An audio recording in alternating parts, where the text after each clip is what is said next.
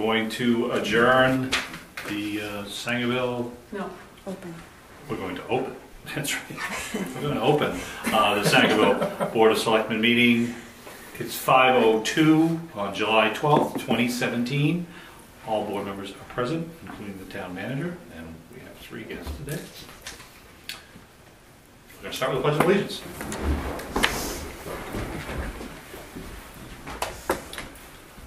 Pledge allegiance to the flag of the United States of America and to the republic for which it stands, one nation, under God, indivisible, with liberty and justice for all.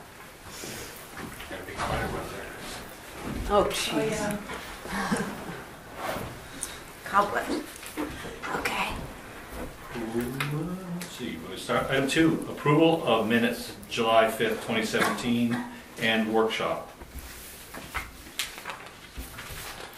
of July 6th, 2017.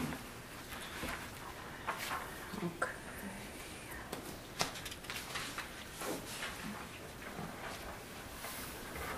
As far as the workshop, I move to approve, or make a motion to approve the workshop of July 6th. I would second it.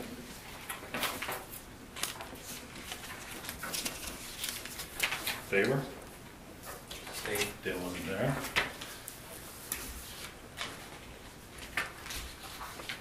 I make a motion to approve the minutes of July 5th. A second. Everyone's in favor? Do you want us to sign these now? You already did. Oh. These are our copies, Those are right? your copies. These are our copies. That's how I started doing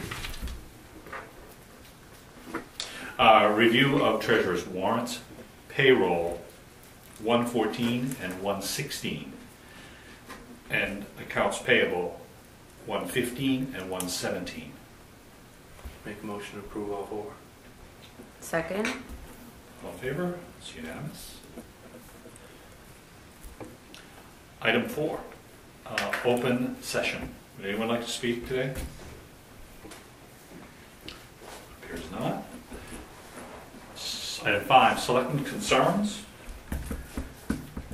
Anyone start anything there?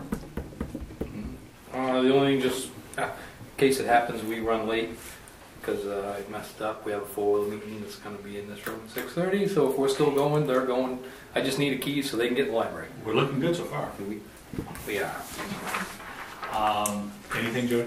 No. Okay, I'm all set as well. Item 6, committee reports, Parks and Rec Committee. I think I'm standing in. I'm Jason Higgins. I'm on the Rec Committee. Did you pass out the minutes that she provided? I did not. No. I can give these to you guys if you want. Oh, thank you.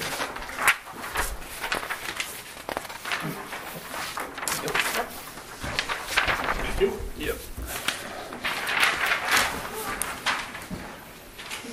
Would you like a copy? Yes. I don't have one. Oh, it's fine. On July 7th, we had a meeting of the Rec Committee. This time we actually did it down at the field because we wanted to be able to actually go through the measurements and stuff. So those that were in presence was the full Rec Committee. So it was myself, Jim Bell, Rich Doherty, Heather, and Rhonda. We talked about where we would like to put the gazebo. So those that are familiar where that big rock is, it's kind of out to the right of that. And it will be kind of pointed at an angle so it's kind of looking towards the American flag. So it's kind of hard to explain, but basically 2/3 of the field will be between the road and the gazebo, and 1/3 of the field will be from the gazebo towards the dam, if you will. So we thought that would be enough room for all the people to sort of,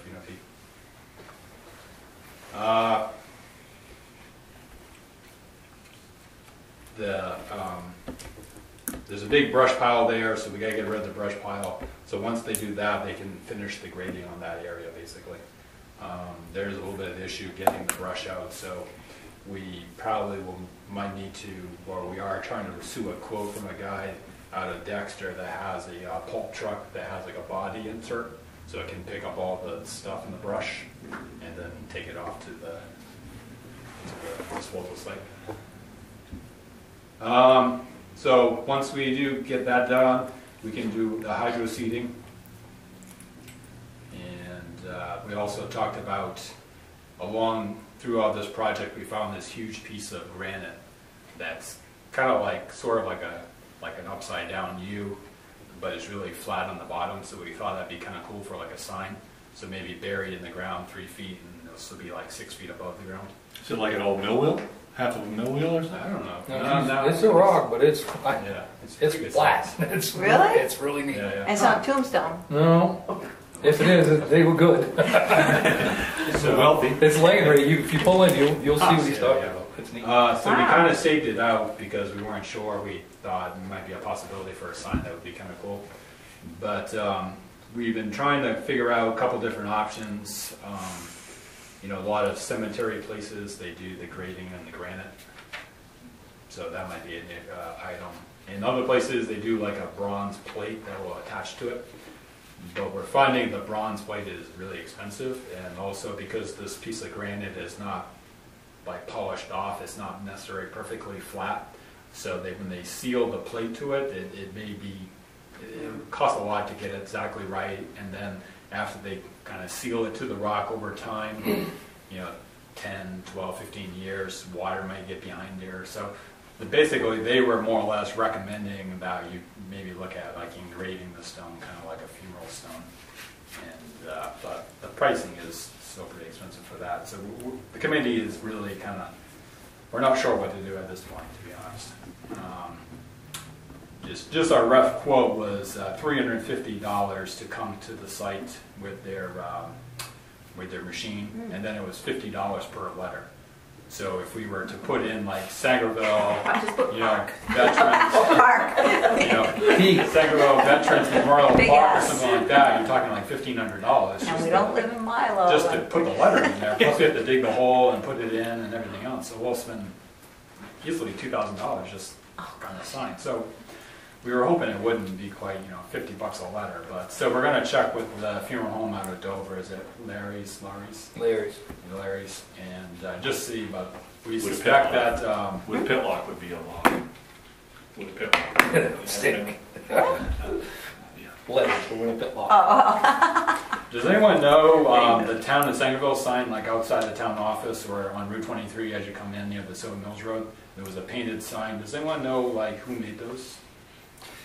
I don't know that one, but Dexter just put up a nice one. Yeah, I saw that. Yeah, so we certainly could reach out to them and find out who did their work. It's a good looking sign. Yeah, it is. Now, Yeah. Rhonda helps take care of that sign up there. I don't know if she was originally a part of that. Yeah, because I know that sign looks just like this sign outside the town Yeah. office, right?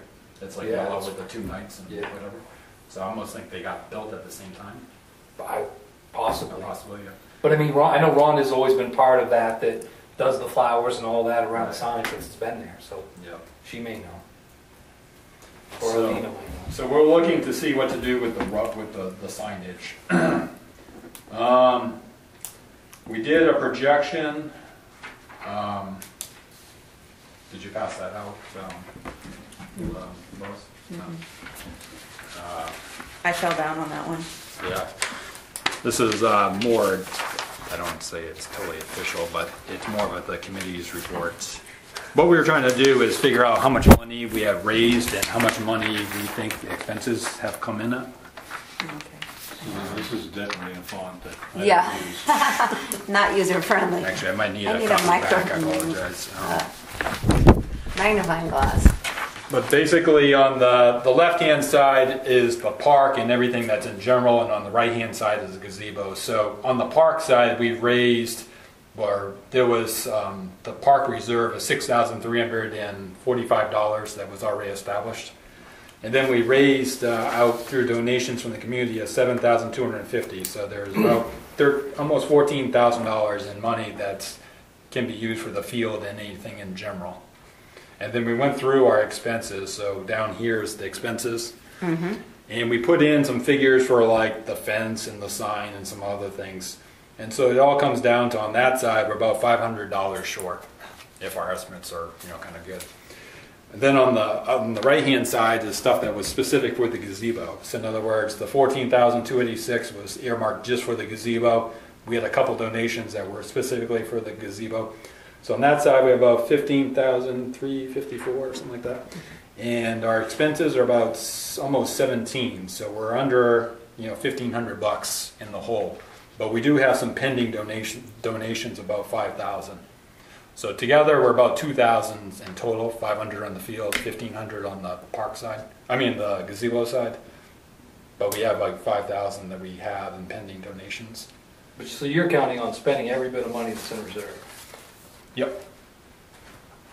And those pending contributions or donations are guaranteed? Well, they're not guaranteed, no. People had basically gave us some intentions that perhaps they would be willing to donate to the park. Specifically, the ones that are not as guaranteed are the Robinsons and the Kimball Insurance. But they were on our to-do list as people to visit and ask, because we hadn't asked them yet. And we thought maybe now that Cam Kimball and the insurance over here, maybe they would be more willing to do it. So, but the Pirate Rec one is pretty much good, and the Taylor Contracting is good as well, although they were potentially waiting to donate because we have another grant that we want to do that's based on matching contributions. So if we don't need their $1,000, they kind of wanted to wait to put it in towards, so we can kind of start it as the matching money.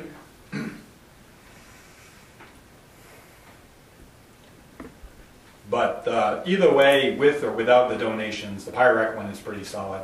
But down here on the left side, you can have this mark. There's a bunch of smaller things like bocce, horseshoe, and all that stuff that $500-600 each. So we can just take those out. Dreamless. And then that there would more or less say we have enough. So the gazebo number you gave us, is that a finished product?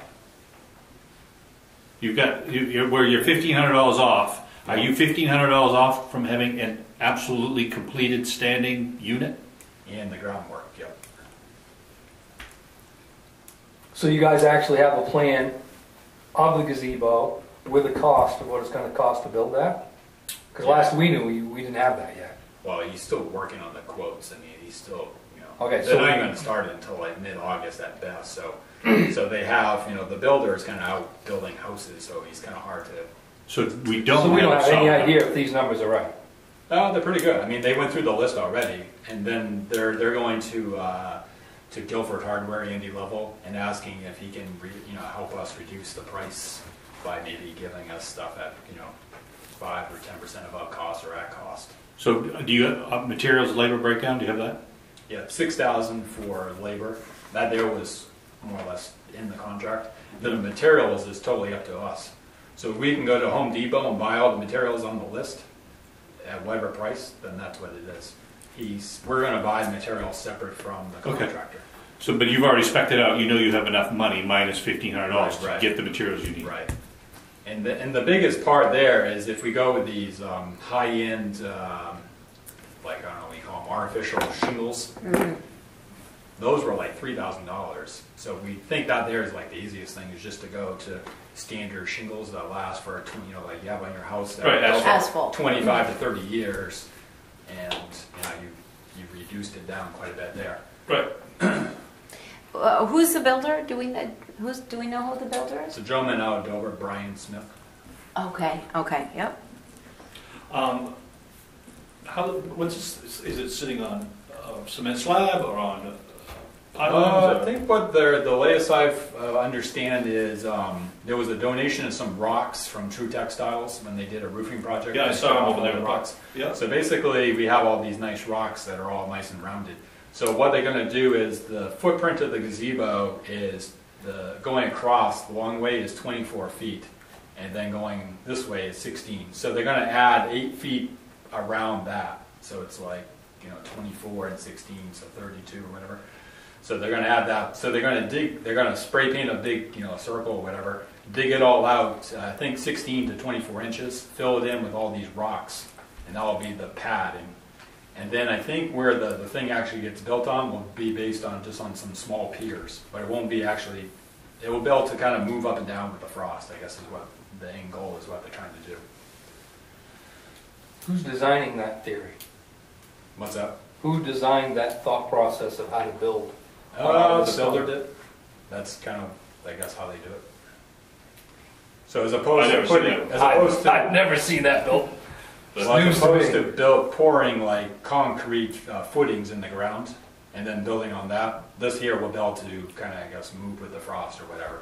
Plus, with the rocks in there, it'll break up the frost more. Well, with the rocks won't hold moisture, but no, I would, if you're gonna do it on like a cement pylon, it's like a pyramid. And, Yeah. You know, a Big 5-footer is pretty Yeah. good, but it doesn't sound like that's what No, you're I think using. it's only like 6 inches off the ground because a handicapped wheelchair have to be able to get up to it, so they don't want to make this. Yeah, no, you would then contour the earth around it. But I think it just might be on some tiles or something, like, you know, like. So you're gonna build something for a structure with a wooden floor, open-sided, up on rocks. I don't think it's open-sided. It's probably best like this one with the railing. Right, but that's all open. Yep. Yeah, the wind's gonna blow another, yeah. So the floor's gonna, Yeah, it's gonna be exposed to some elements, considerable elements. I mean, it's the composite wood, but I think that would probably just be on the surface. Correct. Not necessarily like the beams and stuff. Just backing up, and Brian Smith is a very reputable builder, Yeah. but did you get bids for it? I mean, did you get several contractors to bid for it? I think at $6,000, they didn't have to go through a whole bidding process. well, Right. you're drawing a line there, because you're spending $6,000 of material, or $8,000 of material and $6,000 on a contractor. Right. So you're spending way over what you can spend before you have to put this out for bid. Well, I can see what he's saying, though. He's saying because the town is purchasing the materials. That's up to you guys. I think you're spreading it thin. Well, I mean, if we were gonna put culverts in, and we own the culverts are here, and it costs I see. $2,000 to dig it, put it in, and we wouldn't bid it. Right. And that's Right. the mindset they're using. It's not necessarily, I can see that. But now they also have a material pile that they're buying at the same time. As far as materials, there's, you know, Home Depot, yes, is inexpensive or whatever, but there's a lot of different, for example, Dexter Lumber, because we've been building for the last 10 years. Dexter Lumber has done an incredible job, Louis. They're very competitive. They are very competitive. Parker And- Lumber in Bradford is cheaper than Home Anybody. Depot. Yeah. Oh yeah. Yeah. Yeah. And Anybody. the That's where we're quality and getting everything ours. is so much better. So that I do suggest, you know, shopping around for that, and but and again, Brian, he's very reputable and does a good job. But I was just wondering how you chose him. You know, I mean, because there's so many contractors out there. Personally, I didn't choose him. I think Jimmy Bell, he had done a bunch of projects at the school, and I guess it was a somewhat relationship, and he's well known, his work is Right. good quality. Yeah. and No, all it that is very stuff. good quality. So I think there was some asking if he'd be interested in a job like that, Okay. and then it just kind of, So we didn't actually approach any other ready about if they would be able to do it cheaper. and we didn't go through the whole bidding process. Yeah, No, no, it's no, not it's bidding, not even but- bidding, but just, I mean, Asking. somebody like John Firth, who lives in Sangerville. He's a very good builder. Yeah. You know, I mean, I just didn't know whether, you know, and not to make things complicated. I'm not trying to do that by any means. I was just wondering.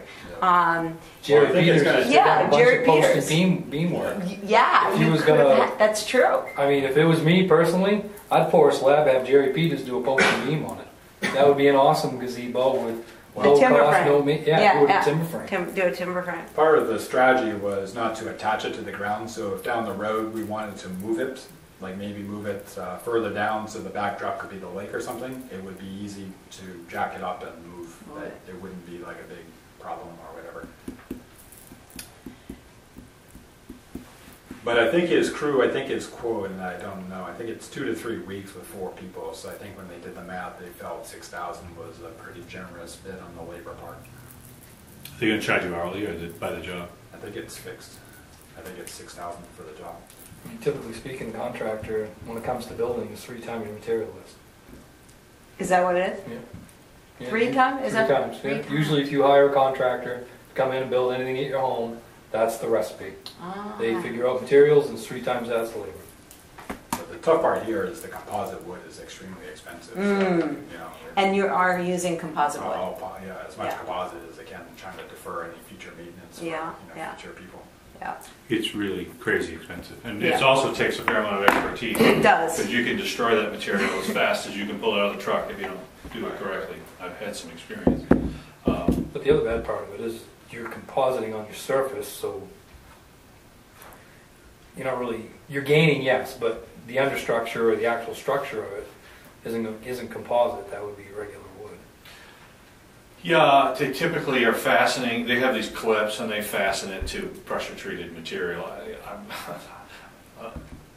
I don't envision it moving very well. Stuff is not structurally anywhere near what wood is. You can't span anywhere near as big an opening, for example. If you're doing stairs into a gazebo, where you normally could just put treads and you'd have no, these need to be reinforced because they do this. So it's not structurally as sound as wood is. It doesn't rot, ever, Yeah. but It's bread bags. It bags, yeah, sags. It's made out of bread bags. Oh, bread bags? yeah, pop bottles. It's, yeah, it's polystyrene. And you can pressure wash it and do all Right, really cool right. stuff with And it. you don't have to paint it. And, But it's really hard to, if you do damage a piece, it's a lot more difficult to fix. And it's probably 4 times the cost. At least 3. I mean, I think it's like $10, for. Yeah, plus your labor is more with it. So, Yeah. I mean, you might be able to build 2 gazebos for the price of one that's made out of poly. I don't know, I'm sure you guys have thought about it, but. My still major concern at this point when I look at these figures is the donations. And how do we get that under wraps? Because, correct, that's my bigger part. And my other thing And I'm how not you really define a comfortable. reserve. Well, that's my other part is I'm really concerned about planning this project out and having 100% of the reserve done. I never was aware that this project was going to be completed at this amount of time frame, completely unbudgeted, and burn all the reserve off. So I have. You know why you weren't? Because I don't think that was ever discussed that way. So I have a problem with that. I mean, when we discussed this at town meeting, the field end of it was donation, and the gazebo, we moved the funds over to pay for that.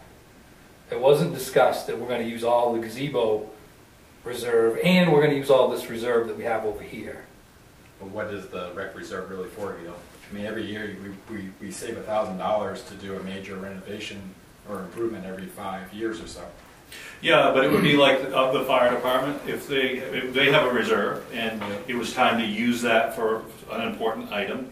I think we would go to the voters and we have this in reserve, they want to buy, The fence needs to be redone. Right, whatever.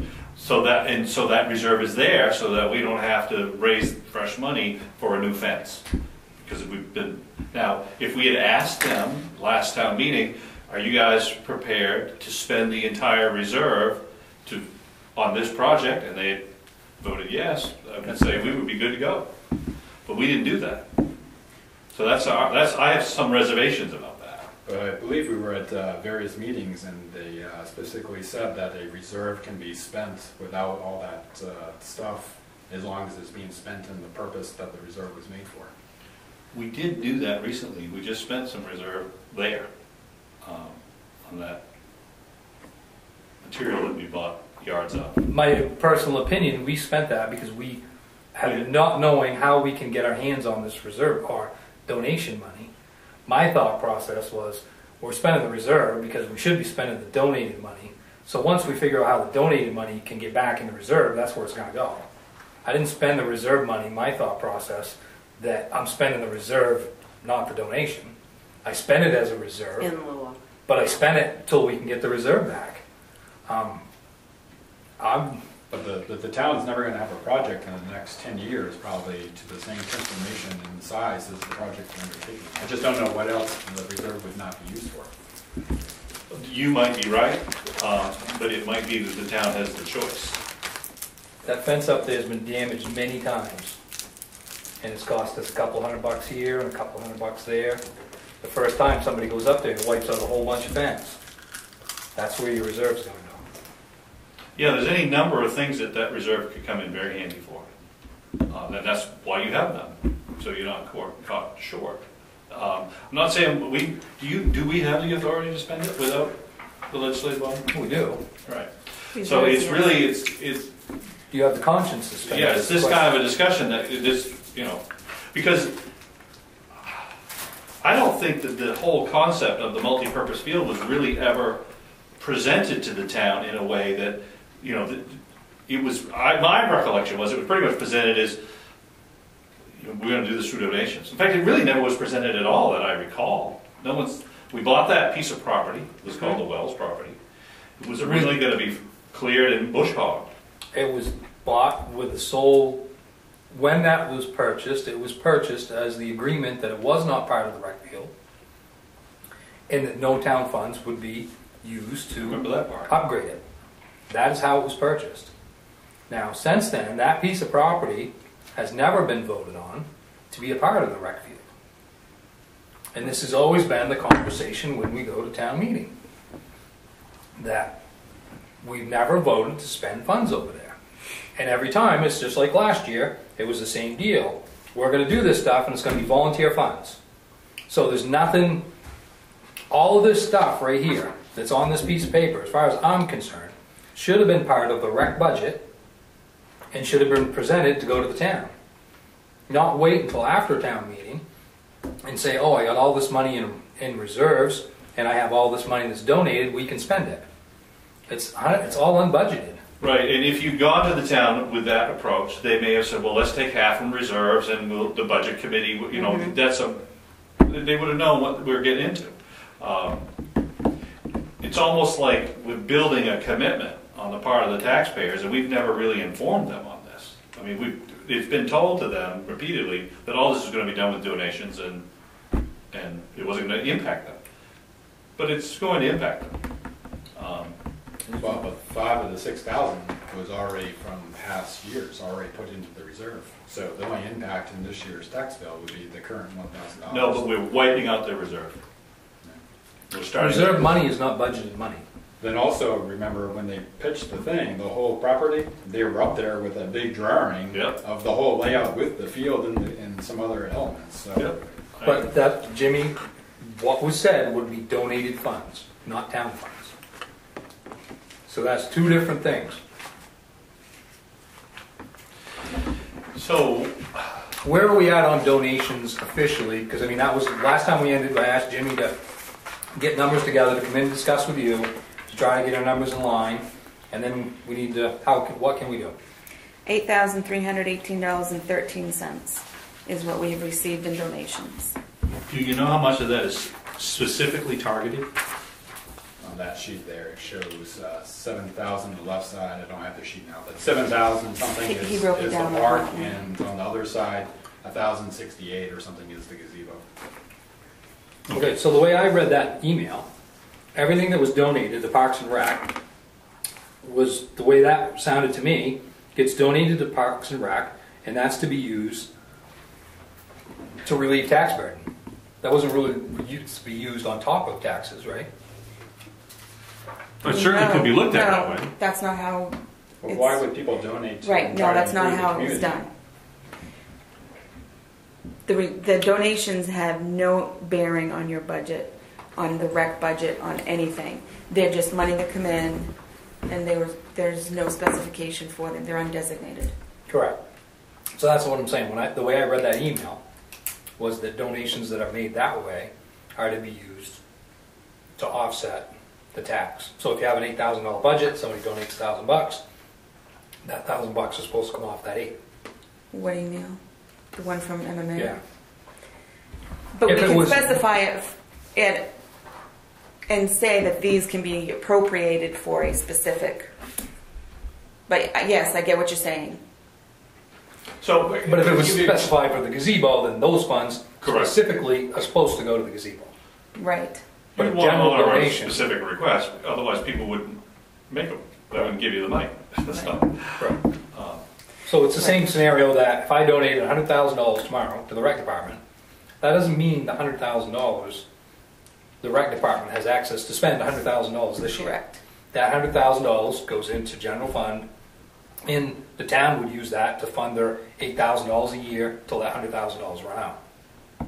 That's what the donation is supposed to be. Or not. The town might say, let's Correct. put in a swimming pool, an Correct. Olympic swimming pool. But the rec committee wouldn't decide that. The town would decide that for that Correct. $100,000. That's what I'm trying to get Whether it's clarity on. 100,000 or 7,000, that's really the process. Right. So the thought process that we had $7,000 donated to rec does not mean they have $7,000 to add into the rec budget on top Correct. of what is already budgeted. Right, you know, you can't spend that, you can't put in your mind, now we can spend an extra 7 this year because we just got these donations. Right. Now, if you get 100, you get 10,000 or 1,000 for specifically the gazebo, you can count on that. I mean, the person who donated it said that's where we want it to go, and I mean, I guess if we ditch the gazebo project, maybe we put it in general funds at that point, but I don't see that happening. So, but without specificity, it would be no different than someone donating to the fire department, which could happen. They don't automatically get to just find a new project and spend it. The town could spend it on something for the fire department. Well, I have projected warrant questions later in our agenda. Okay. Which kind of it segues, you know, we really, it's almost like we got some housekeeping stuff. Right. And which is pretty typical for what we've been dealing with here for the last couple of months. Right. Where these loose ends have not, it's time for us to kind of tie them up. And Answer. maybe the way to do that is through this special, Right. Yes. address Yes. these Yes. vagaries Yes. and fix them. Right. Yes. Well, Answer. Yay or nay, whatever Right. they do. Yes. If And the move vote, forward. yep, if the vote comes out the way we want, or you want, you guys are gonna be great, and if it doesn't, you may not finish this year. But it's their money, they're gonna decide. That seems the only, Because the way I'm seeing this right now, we're budgeting all the money in reserve, and we're budgeting all these donations for $13,000 to fund this project, and for everything we just said, other than the reserve money, that money's not there. Because that came in last year, it's not in this year's, right? Right. It's not there and at this time. We The get through the special. 8,000, the 83. Correct. Right. That money, and the way at the MMA same says time- to use it, that was used to relieve tax burden, not extend a project. But people donated for the project. No, they donated to the rec department. No, they donated to the project. We were out on the road. It was with the road specifically written for the project. Well, that would be The different. gazebo. But that's not how they came in, though. That's the problem. Yeah, it is. Yeah, all the checks at Park. When it went through Trio, when we put it in through the system, multi-purpose field. it was either, I'm not sure if it said multi-purpose, or gazebo. See, I'm pretty sure most of them said rec department Well, we or have to. gazebo. it's That's a- the problem. Do you have that sheet from the Well, from the our other printout? problem You have to look to see is what we've the already check agreed actually that the was. field is not part of the rec department yet. Correct. So we need to take, that needs to be on the warrant. The town needs to accept that property that it purchased and make it, because right now, if somebody wanted to split hairs, it's probably not even splitting hairs, money that's been donated to the rec department, that isn't part of the rec department. Correct. Some of them are listed as reference: gazebo, gazebo, gazebo, Veterans Park project, Veteran Park project. There are Well, see, some that's- that were in 2016 that are just donation. That's part of the problem. But you got to look at the That field is check. not the veteran Right. park. That That's the problem. and that's on Yeah. the Right. warrant. So a lot of this is housekeeping. I think if we can get this, we got a similar problem with the school behind us, trust me. Bill, when you're saying the field, do you mean the field that they're doing right now? That Yes. new multi-purpose field? Yep. Okay. When you pull into the boat landing, Yeah. Yeah, the yeah. actual boat landing road, Mm-hmm. that road and everything to the right is the Wells property. Oh. Separate purchase. Yes. The town road to the boat landing Oh. is Wells property. The town never owned that road. Oh. The town- Came available, and the town scooped it up, which was smart. Oh. And it was said by the previous town manager, all we're gonna do there is just clear it, and we'll be able to bush hog it, so we can keep up with the brush. And that was all they were gonna do. And then it started to get some momentum, there was enthusiasm around the field, but nothing else was ever presented to the voters that I'm aware of. That is Not as correct. far as spending money. And I mean, your committee had meetings about it and presentations and everything, and so if people attended that, they would know, know what was going on, correct? But it wasn't presented to the town. It was still as- presented to the town as donated money, Right. town's payers' money. So that piece of property did it go all the way down to the water, or, No. I thought it was just on 23. No, There was the town, I can't remember if it's 75 or it's 150 feet. The town's always owned up the stream and across the front. oh. So they owned that buffer. There's a Oh. picture. And then the Wells property owned to that. And then the town's line was the actual ball field fence. That was the property line, or it's just off the fence. So there's the Wells property there, yeah? Yep, so you can see right here. This And is, that as well? Yep, this is all the Wells, because this is the original line, this orange line. Okay. That's what the town owned before, was there to the water. The Wells property is in the air. So they own the, well, no, maybe the property line actually. The orange Wells. line is a projected walking trail. Oh. Yep, And then because that's the road. They owned right, the edge of the road or right before the road? I'm not sure. I can't remember exactly. Oh, To that down okay. in there, but that was the controversy, was the boat landing road, because the Wells, when they lived there, they would get mad at all of us younger people in town for being in and out of there at late at night. What? They'd go lock the gate. They'd lock you in, which made them a little more mad when you went across the lawn when you left. But they would leave that locked for weeks. Nobody could get in and out of the boat landing. I mean, it was really a controversial situation. Oh, gosh, the gate, oh my gosh. So, but yeah. So, okay, so I understand. Okay. So that was presented, the town had the opportunity to buy that, if I remember right, 3 years in a row. Oh, wow. The rec department, 3 years went to the town to buy that property. And it got denied. And it got denied. And then finally, the last year, it got purchased. Oh, okay. So, but the warrant article only says purchase the Wells property. That's it. And that was the beginning and end of And so discussion about the Wells. fact that it took 3 at-bats Yeah. to get it, you can see how Yeah. the reticence to expand these obligations. Right, I understand. and honestly, the only reason why, my opinion, why it passed that year, was that was the only year that it did get brought back about the gate and the road and public access.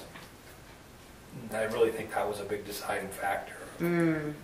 Well, I think also the price had gotten reduced, did it not? No, it I was think it was about- 17,000. Yeah, it was about that, the whole. I think it was. I thought it was reduced. No, I think it was at least one of the year it was 17,000. I think it was 15 is when we bought it, if I remember right. Might be wrong. Well, we paid costs and everything, so So what the did it- warrant article was 17. Yeah. So I guess my only question would be, and I wasn't on the rec committee at the time, why was it the rec committee the ones that were the big advocates for it if it was going to be a town cemetery or some other use? Good question. And I why did they suspect- present a map? Because we have the original drawing Yep. with all those things on Oh, it. you If can- it was never going to be, Jimmy was told the night that was purchased, the day that was purchased in town meeting, that was not part of the rec deal, and no town funds would be spent on it. now is it true that you was going to purchase the property? Yep. What did you do? If the town hadn't bought it, Dale had it. Oh, you were going to buy Yeah, I it? was gonna buy it. I was waiting to see if the town was gonna buy it or not. So, 15,000, I thought that was a pretty good deal myself. So I would have grabbed that in a heartbeat. I saw But it. you're right, I mean, it's reasonable Yeah. to assume these things, but also, I wasn't on the board, but I was there when the town manager specifically said, we're not gonna spend any money on this thing, we're just gonna get it so we can bush hog it. And that was the last official, That was what was told to the board and what was told to the public. correct. And like I said, I mean, to me, this whole project not being budgeted, it's not part of any budget. We're just relying on spending all this money off donations and out of reserve accounts. You don't have to budget it if you're planning on spending it out of reserves and donations, but you have to do the proper process for the donations through a But warrant you ought to article. get permission to spend the money out of reserve before you start spending it out of reserve and have a plan of spending it out Well, of that, reserve. you Yeah. can, the We board have the has authority to you spend have the money on authority reserves. to- The right. question is, do we have the authority to spend reserve money on a portion of property that isn't officially part of the park? yeah, That okay. I really Yeah, would we're prefer getting ahead of that we get ourselves. that Right. put together. Right. Then I'm sure that Lois is right. We have the authority to spend reserves on that part. Yes. It's not a matter of should we spend the reserve, it's a matter, to me, the controversy of this whole lot and everything else, and nothing was presented to the town for town approval about doing any of this. That's my problem. I agree with that part. We should get it all right out there and have good solid estimates for our special town meeting. You've got it, right? Oh, yeah. And Right. at this most recent town meeting, the whole drawing, that one that we brought in with all the pictures, that was displayed at the town meeting. So I would have thought that would have been a perfect opportunity to say we need X amount of funds to do this. Right. And Here that is was our- not said. That's my problem. Was that ever asked? Well, It's hard to you go know this question way, it that. doesn't go, they don't throw Yeah, it out. right. If you want to spend money, you gotta ask for it. I mean, Well, you guys are, I don't want to be So cynical, this but projected expenditure list that you have, bring it with you for town meeting so that, for the special town meeting, so that people can see. Well, no, but we're gonna want, I think we want a specific number to go to them with, don't we? I mean, Yeah. we're gonna ask them to, I don't. You haven't read the articles yet? No, I haven't either. Did you send them to us? No, because Okay. I just finished it. Okay, yeah, I have not read About- these. all right, so maybe we're getting ahead of ourselves on Yes. how our warrant's gonna look. Yes. all right, so Yes. can we skip through, and not to cut Jason off, but I think it's more important that we get to this piece to finish your piece. Okay. Yeah, it looks like they're gonna be, So you want to look at Articles Oh. 4 and 5. Right now? Yes.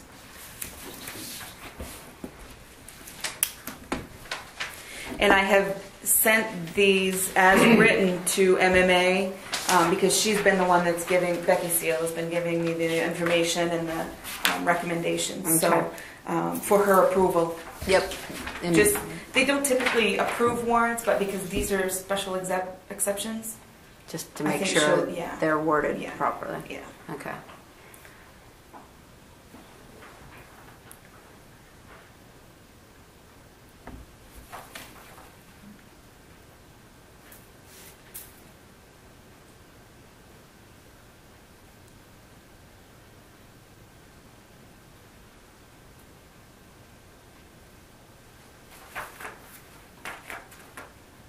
sounds like you've done it, or it looks like you've done it.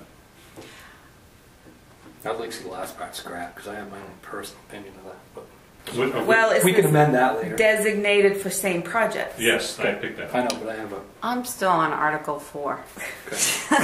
okay. I just finished it. Hold.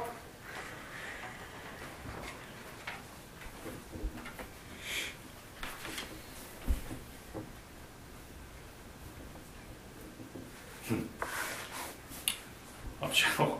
Well, what if they don't? What if Article 4 doesn't pass?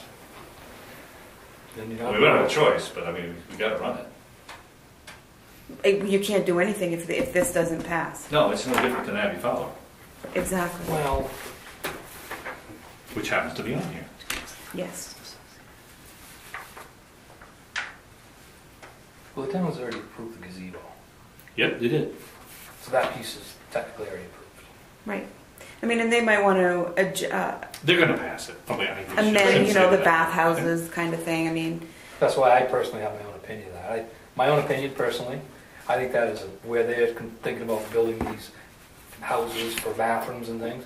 I think that's a very nice place to pour a nice concrete slab in a nice modular building for a brand new town office with the bathrooms off the side. That would be great. not big enough. Oh, it could be. They have a lot of land there. No, but we're adding on to the project in this article. Wait, okay, we're talking about Article 4. Okay.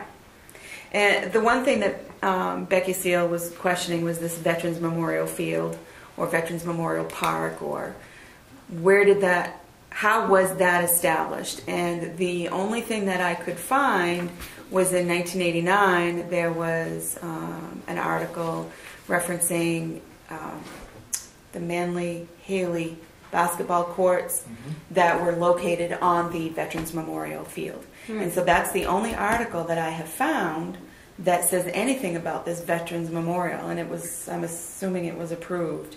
And if you look at the back of that brochure, there's the date 1988. Oh, yeah. Yeah. So, and Yeah. that's concurrent with the 1989 special town meeting that they had for the basketball court. So at some point, I'm assuming there was a down vote, but it would had to have been at a special town meeting because I didn't find anything in the regular. I spent 4 hours researching just this one question this morning. Couldn't find it in any of our town meeting. Huh. Okay. And you don't see it referenced anywhere else previously. No. It just From sprung up in 89. 1979 to 1995, this is the only Veterans Memorial was in the 1989 town meeting. Now, is everything digitized, or do you have No. to? Oh, Wait, I have binders like this. oh my goodness. Yeah. Hmm. So It does that, but still doesn't bring up the conversation of reserve accounts. that's no, it doesn't, because reserves you can spend. I You know we don't can. have to have their approval. No, I understand. And if you want to have an article to spend, absolutely, I would- that's your prerogative. I would recommend that for this particular case. I don't know what, that's my recommendation. I don't know how you two feel about that, but typically speaking, I know you don't have to do this, but this town has always gone to the town to spend reserves. Which I'm not saying it's right or wrong or different, but Well, the the ones 7,000 that I've seen are usually, because they're not taking all of the reserve, they're using it in conjunction with getting a loan. And so what you have to have approved is the loan, not the reserve. When we bought the generator for the fire department, was that out of reserves? yes. Because we went to the town on that. Yep, we did. Because the selectmen wouldn't approve unless it went to the town. Okay. Honestly, I was involved in that, my own opinion about that. To me, it was questionable if it was a needed expense.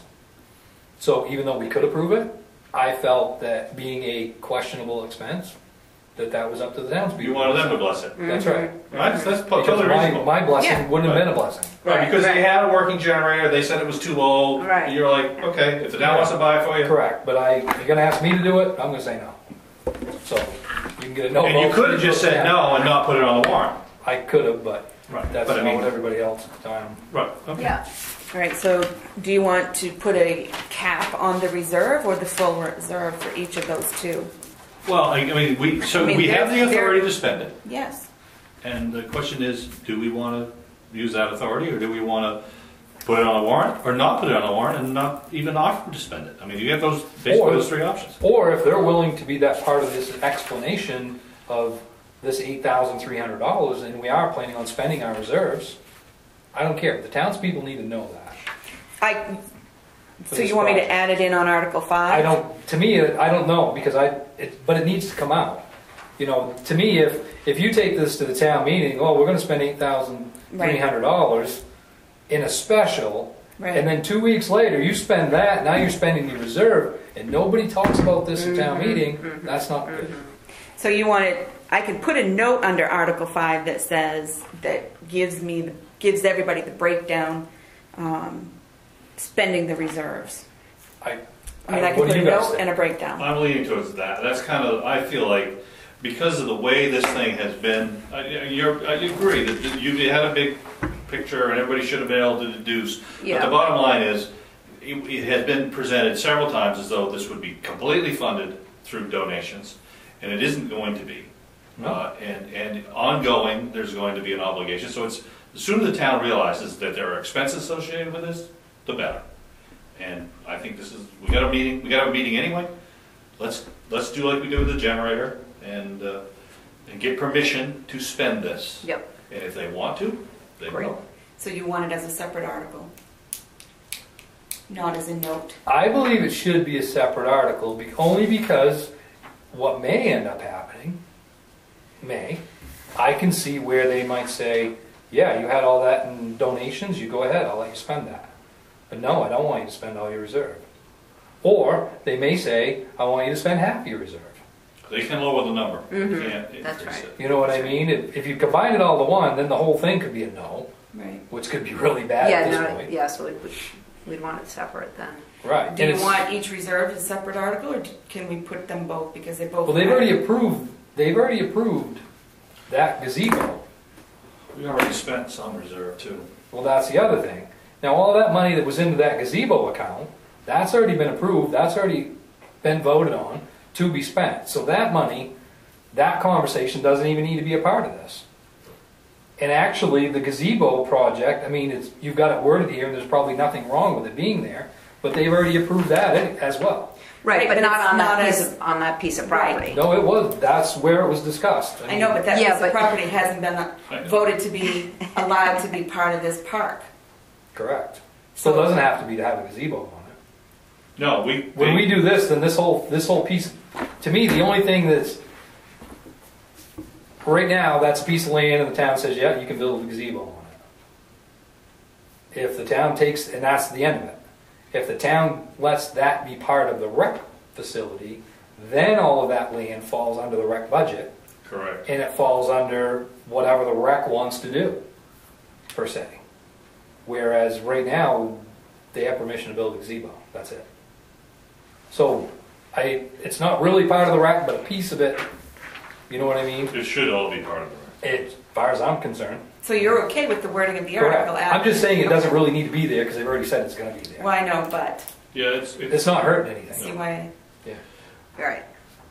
I guess we're at gazebo with electricity, a portion to be used for parking, a portion to be used for future housing, bath. I mean, it seems like we're adding to the project. And do Well, we I want know to do that that? this portion, This is all part of what they for the plan on. bathhouses in the future, I think they're planning on getting Well, grants the town in the wants future. the volunteers to go out and try to solicit grants for different pieces. Then we need to be able to have some agreement, I guess, statutorily, that people are okay with having a bathhouse versus porta potties or whatever it is. Right. But the problem is, Because we what can't we're do trying to do grants, right no. now, the rec department should have done 2 years ago. Well, why didn't the select board tell us? This, They the didn't. rec department has been told from day one that's not part of the rec fee. Well, why? That's what I'm saying. Why They did, have been told. I mean, I don't argue per se, but why did Ken Woodbury help me build the brochure and we went out and we raised $7,000 last year? With Why the did he brochure? tell everybody they were just going to bush hog it Right. when he knew better? I don't- Correct. I don't either. But this is what I'm saying. This is what needs to happen. So that's why we're doing this today, because this all should have been done 2 years ago. All right, so we only want the rec reserve added because Now, They've can I already make a approved. suggestion that we, in the wording, that any savings from the gazebo can be applied to the park in general?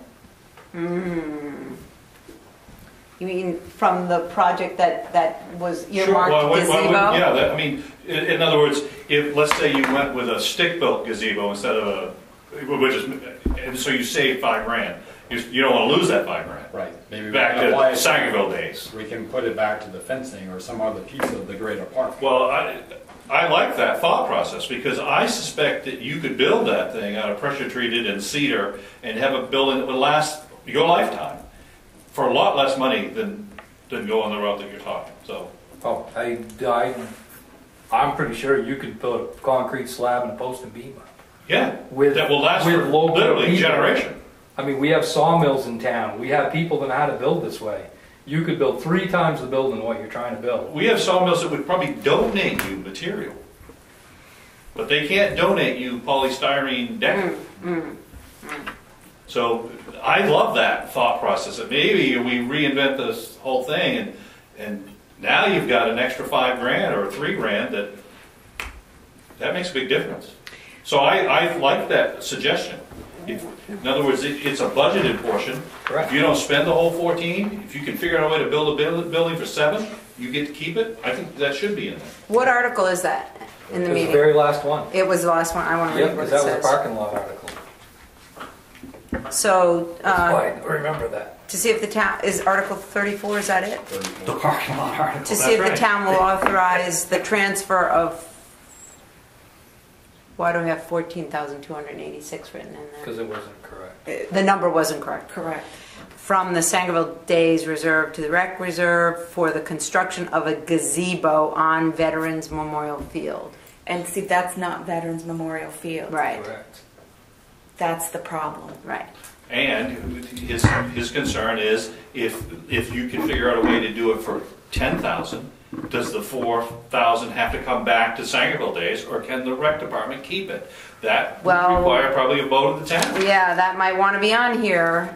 I think that article would cover it, but if they want to spend it on other parts of the park project, not the gazebo, then yeah, you've got to have another article. Right. Yeah, because people could easily say, gee, you only spent 9 there, and now I see you're putting in bleachers. Well, the only thing is, I mean, you can stretch this as fine as you want to. There's groundwork that could be. Sure. Right. You know what I mean? Right, for Right. the gazebo. There's But I have electricity. I don't see why they should lose it for being thrifty.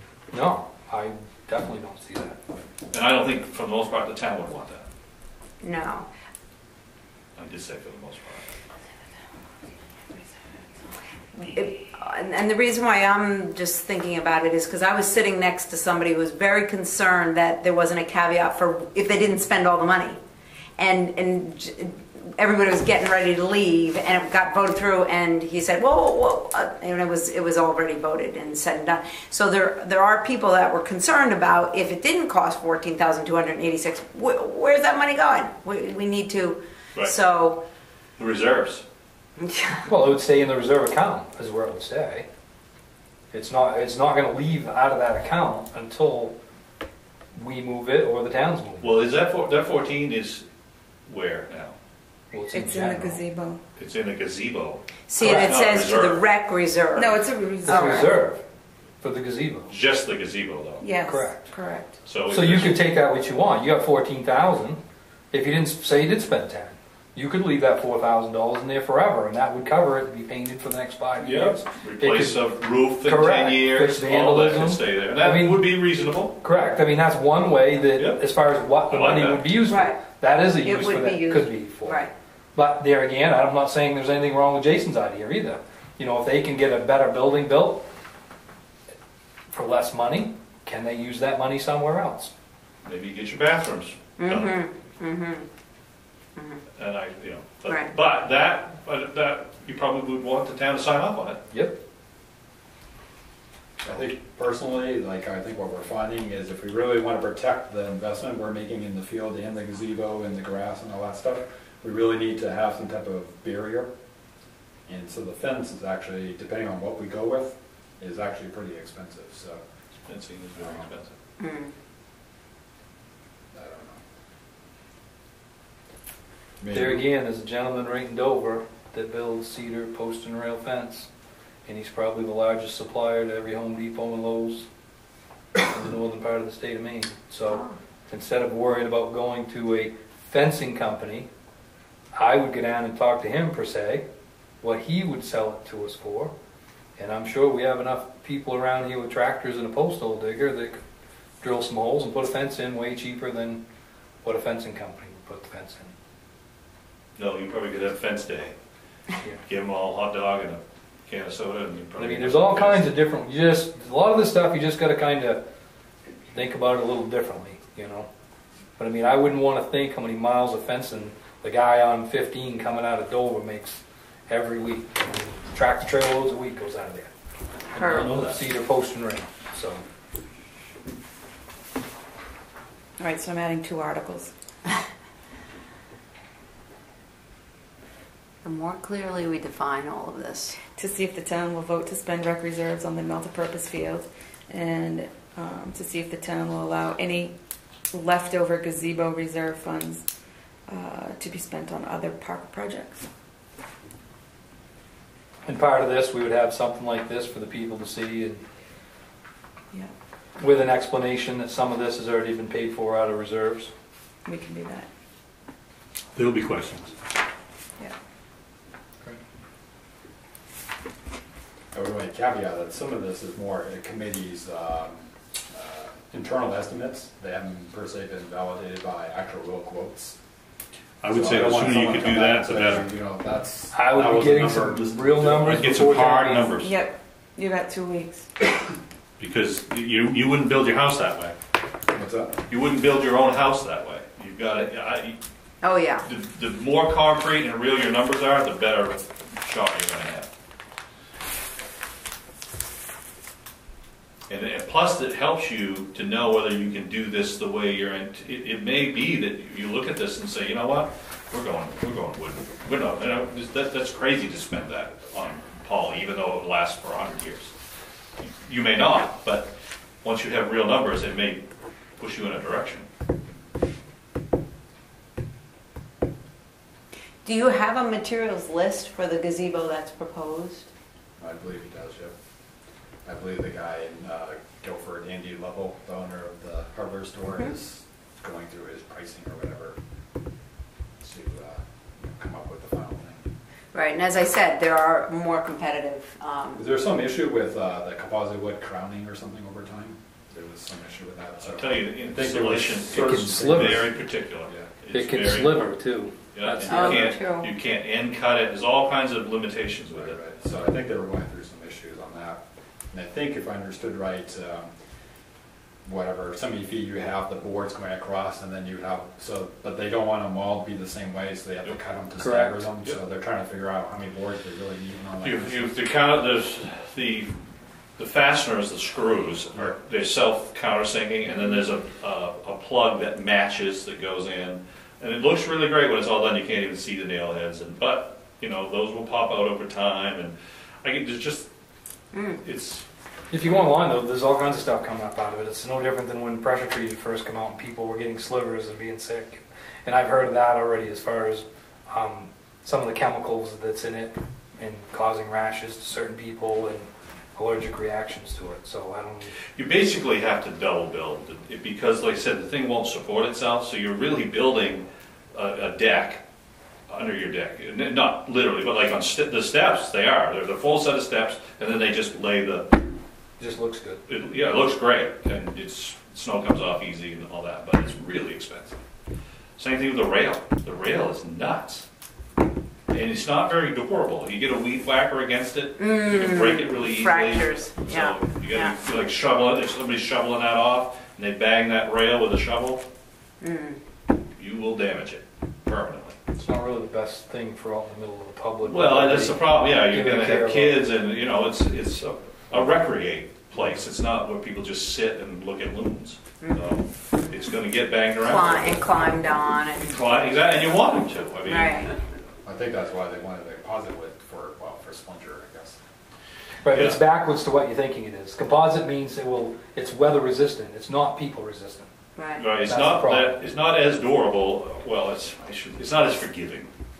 I mean, I don't think you'll ever walk through it. But Right. So can you read out the proposed reading of the thing?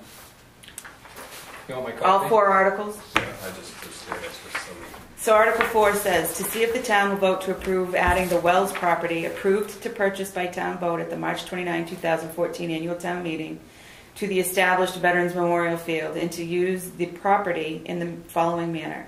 A portion to be made into a multi-purpose field, a portion to hold a gazebo with electricity, a portion to be used for parking, and a portion to be used in the future to house bathhouses with running water.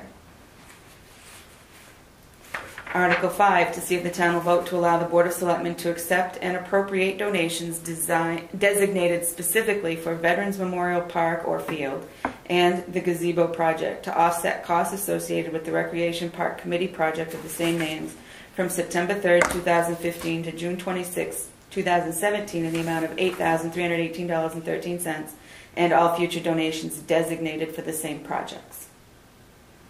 So what was it? Was June what? September 3rd of 15 to June 26 of 17. But the Pirate Rec money came in, was it May 28th of 16? Was it? I mean, of 15? Was it? Or maybe off of No, September 3rd of 15. Was it? I thought when you sent. No. Oh, no. That. Oh, okay. That That was when the something guy, else. That's when we paid the guy, right? Yeah, that's what it was. I don't know, that was You're right. something else. That's when we paid the Steve Nordstrom to peel off the trees. Was it May of? I don't remember that one. Okay. Well, I mean, I remember the discussion, Yeah. but Okay. so the last time we got permission to accept donations, we didn't get permission to appropriate them. correct. We're going to correct that. Well, and you only have permission to accept donations. This is specifically Right. these donations, and you're appropriating just these donations. And then the other 2 articles, to see if the town will vote to spend the rec reserves on the multipurpose field and to see if the town will allow any leftover gazebo reserve funds to be spent on other park projects. So if we get donations after, like say, like tomorrow, will those be able to be spent or not? Well, the Article 5 says, and all future donations And all. designated for the same project. Okay, gotcha. Don't turn anything in until after this gets go to town meeting. Really, make it a lot easier. Yeah. Right. Don't Just do that it. number, we don't want that number Then we don't have to change. change the number. Yeah. It'll just be future. Yeah, whatever. I mean, you're talking 2 weeks. If you get donations the next 2 weeks, Just just hang on to them, turn them in after. Date on August 1st, and Right. when are we doing this? Just Do we have a pending. date for this yet? Well, I've projected Tuesday, July 25th, which is 2 weeks from yesterday. And I've talked to fire chief, and we're going to use the fire hall. I have not talked to Paul Davis yet. But we've got to get these done and approved, and you have to sign them Yeah, before, I have to have them posted for 7 days after you sign them. okay. So, but we can make the announcement of the date anytime, and we have to have a final draft of this a week in advance. Okay. And I'm at training next Tuesday, Wednesday, Thursday, so we have the rest of this week and Monday to get these articles. Okay. You get them typed, we'll get them signed. I just want them approved by MMA, Mm. basically. So where that thing specifically named like bathhouse and stuff like that, is that like boxing us into other things or what? Like say for example we want to do a horseshoe pit or something. I mean obviously that's minor, but if we did a walking trail, that's more bigger and that's something that we Right. wanted to do grant money with. So, you know, are we going to be in the same situation where the cart's in front Well, of you the have to horse? vote to accept grant money anyway, so through that process, you're going to make this walking trail and accept the grants to build this walking trail. But yeah, that probably would take a vote of the town to Approve the to grant. basically give you the green light to proceed with that. Okay. Now, what if we did the walking trail without the grants? Because there's different ways you can do walking trails, obviously. I mean, you can do more of a path, like Sure. a nature trail, or you can, you know, bring in all kinds of fill and make this, Right. you know, like a, you know, kind of like a railroad bed kind of walking trail. You know what I mean? So it depends, like you said, to what degree, and it's almost going back to, do you want a basic gazebo or? You know, Right. My personal opinion is once this gets approved and it gets, the town votes and approves that to be part of the recreational area, then after that, you've got the big projects right now that you know you want to work on. Those are listed. But after that, the future of that is no different than it is right now. Correct. Jimmy didn't come to the town when he wanted to buy that playground equipment. You know what I mean? That's all part of your budgetary processes. That's how, you know, when you would do that. If you think you're going to need funds to help do a walking trail, once this is yours, you're going to have that all included as part of the budget. It might be a 2-year deal, it might be a 4-year deal. It might not have, you know, the budget committee might say, we don't recommend that you do that this year. I mean, it's not any different than any other part of the project. But you show up with a bunch of donations and a grant, you're probably more apt to get, you know, the last little bit you need, so. The biggest step is getting this whole piece of property put back together. Once it becomes rec, I think that simplifies everything. Yeah, Yeah. I can't believe they did it the way they did it anyway, but. Well, they did it specifically to not. Just going back to what Jason They asked about being boxed in, because it says, and to use the property in the following manner. Should it be, but not limited to? I mean, We can add that. or proposed manner, but not limited to, because then here you've got all these things. You could even, is it a way to even, I don't know that you would put examples in a warrant. Right. But just put at the bottom and or future use. Could it be just simple as for recreational activities or? Well, I mean, to me, that's. Well, activities is different than. For proposed following manner, or I don't know. Because at the end of all this, if it costs you $10,000 to build a proper bathroom facility, you're going to have to go back to the voters for that money unless you can get it all in donations or the majority in donations. So we're still, I mean, it's going to have to be budgeted. It's going to be paid for somehow. So Right, but are we you can boxing? include it or not Is include it it. boxing it? I don't know. You know, if Well, they want to there's- do something else with that field, and we go back to this article and say, well, yeah, but we didn't say that could be used for that. I don't know. Comma in future expansion or future project or Future expansion projects. correct. Well, just for example, I mean, obviously we're trying to be thrifty, but we're also trying to be kind of smart. So when we run power from where the current power pole is over to the gazebo, do we bring it over with maybe a potential bathhouse, and now you have to bring a higher voltage line over and all that stuff. Do we do it now? Do we don't do it? So if that's never going to be even in the picture or whatever, then obviously with today's money, we would just bring a 110 line over, you know what I mean? As opposed to, so it makes it kind of difficult for the committee to kind of know if things are going to. Some of these things are easy to upgrade if you ask them to build in that potential, the size of the conduit, and maybe you buy a heavier wire than you really need, so you can upgrade when you need to. I think it's smart to think ahead like that. But with limited funds, I mean, we can't always that's be correct. saving money too far down the road because we don't have funds today. I mean, That's right. Yep. And potential future expansion projects and upgrades. Yeah. I think that covered, then you're not locked in and. You're not giving them the impression that this thing is done completely. Right. Yeah, 'cause in 2 years, soccer might go away, and me and Jody might put up a pretty nice dressage ring all the way around. There you go. Make a wicked nice horse field. Yeah, like Thank you, Jason. Garland has a big they do. It's arena. not even fine. It's a multi-purpose field. I mean, Yeah. See, there you go. we could do that. Yeah, or following manner, but not limited to, or whatever. You know, Yeah. something just so that it's, Open-ended. Yep. yeah, allows whatever. You don't like the and potential future expansion? No, that's fine. That- That's perfect. That's That perfect. does the same thing. Yeah. I still want it to get too confusing for everybody. Okay. That's perfect. Does all this require any kind of a motion? I think we're It will when we're done, okay. but we're not Do there we want yet. to set a date? It's already set right here. Yeah. June 25th, but yes, that's what you'll have to do. July 25th. At 6 p.m. Okay. Oh, I didn't put p.m. in there. That's what I mean, but did you want to set that officially in the meeting tonight, and you can get it drawn up and. Yes. Now, if all goes well, the rest of the committee report was to finalize the grading, which I now got an email that said they did that tonight. So there was only one corner, the back left corner closer to the beach and the dam over there is kind of low, so they got to tweak that. I think tomorrow they're going to spread the compost and Friday do the hydro seed, I believe. But they had some equipment failure, so maybe the hydro seed may go an extra day. But for right now, the plan is just to hydro seed the field. So I'm not sure if that means like the slope of the field going down to where the gazebo is, but the gazebo needs additional groundwork in order to finish it. And so, yes, I would ask the select board what's their recommendation, because we have to get rid of that big pile of brush there. So, like I said earlier, we asked a guy to come in with he has a pulp truck with like a body insert, so he can pick all that stuff up, move it. We also have a pile of rocks, so we wanted maybe Public Works to push them back to the back of the property, because once we plant grass, we won't be able to drive across it, obviously. Right.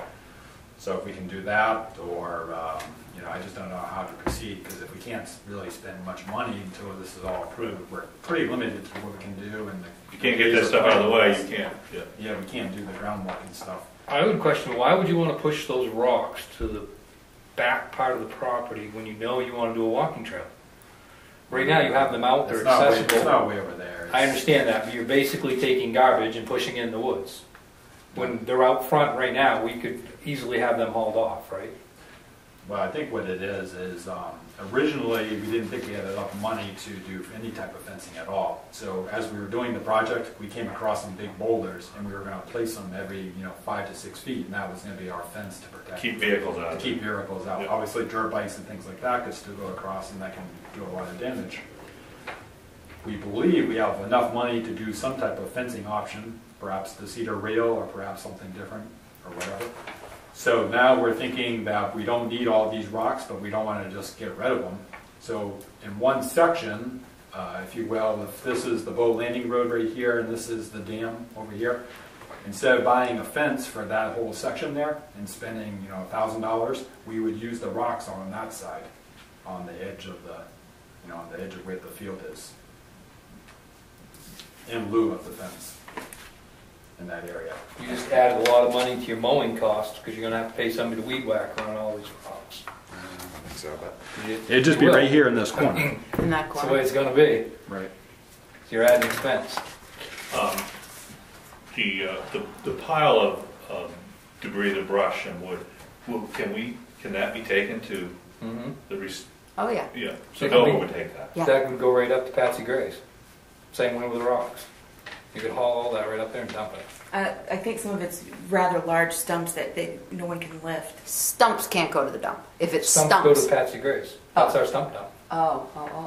The landowner has authorized us Oh. to bring the stuff there. Oh, It's very just- We great. don't have a way to get it there because we can't lift it in. Right. But you've got a gentleman has he donated this vehicle, or is this just something that No, you? we're gonna have to pay him. Oh, okay. We're waiting for his quote to see. Okay. You know, we really don't want to pay him, but we're kind of like time is I running. would call around. There's other options to get that stuff moved. I mean, But will you need in other words, any kind of a pulp truck pick it up? bulk loader or a bucket loader will move that stuff. Is it, the excavator's gone at this point? Oh, yeah. So our loader could put that in a dump truck and get it to Patsy's place? I would. Every time we ask the Public Works, we get, we just get, Yeah, well, you can ask us, and And if we have the capacity, we can make that decision or not, but.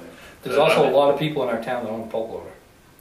Yeah, and there's a lot of people in our town who own dump trucks Correct. that might volunteer to truck this to Patsy's, Correct. so. There's a lot of other alternatives. But I'm not sure of the material, is there a reason you had to have this special vehicle? I guess that's what I'm asking.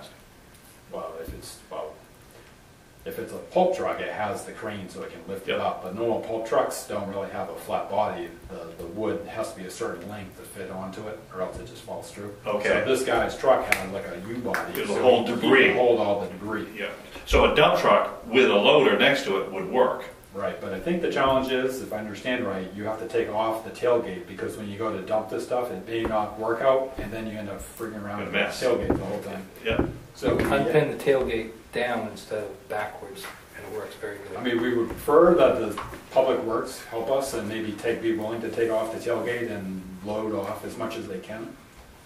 But, we're obviously don't control them, or, that's correct. we can only do so much, and I know this is their peak season, so. Well, it might be something that you look at. Do you have any idea how many dump loads it will Well, we require? already had some other people haul off like 8 to 9 loads already, so I think this will be probably another 4 to 5, I'm guessing. That's what it Anybody who owns a requires. dump truck would know what the dump truck can do. But we hauled it off already in dump trucks. So that's what I'm saying, there's nothing there that can't go out. But that was Brian Howard's dump truck, and that was a different type of brush. The stuff here has actually been lingering around for a while, so it's really become a hodgepodge of everything. But one of the challenges, I guess, with the bucket loader is that there's trees and brush and stuff, so it's like full-size trees, so someone would have to cut it up with a chainsaw to get it into the bucket or whatever. With the excavator with the claw, it makes it a lot easier to just pick it up and dump it off, or the guy's pulp truck. So we're kind of optimistic that maybe $100 an hour for 5 hours, it'll be like $500 and we can just get it done, but, we really don't know until he comes. I would suggest not spending any more money until we go through town meeting. Because at this time, you don't know what you have for money to be able to spend. That's my suggestion to the rec commission. Well, it may not happen now, but if you hydro seed, how long before you'll be mowing? If they hydro seed the soccer field, I don't think he's going to want us, well, there's a couple pieces. They wanted to ask the fire department to water the grass for the first 10 days to help keep it. Plenty of water over there. Yep. I said that was okay.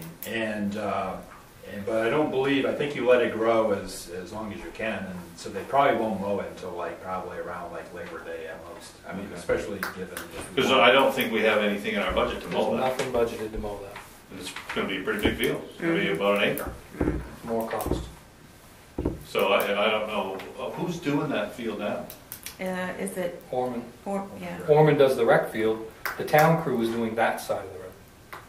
So in theory, right now, if they plant grass, our public works is supposed to mow. Well, I would say that we want to talk to Orman. I don't disagree with you, but that's unbudgeted funds. Correct. But see, that's a conversation that we should start having with Orman, because that's probably gonna need a couple of mowings, and Orman's not gonna wanna do it for free. I wouldn't expect it to. Well, I'm hoping it's part of the rec budget, it's got it in there to pay it. Well, that's what, but they gotta know what it is first. Because that was never, that field was being constructed, but nobody put anything to bid to mow it. Right. Correct. So, Well, we didn't know if it would all come to fruition or not. and it may not, but if it does, it looks like we're gonna have to mow it. And that's, somebody's gonna have to get paid. So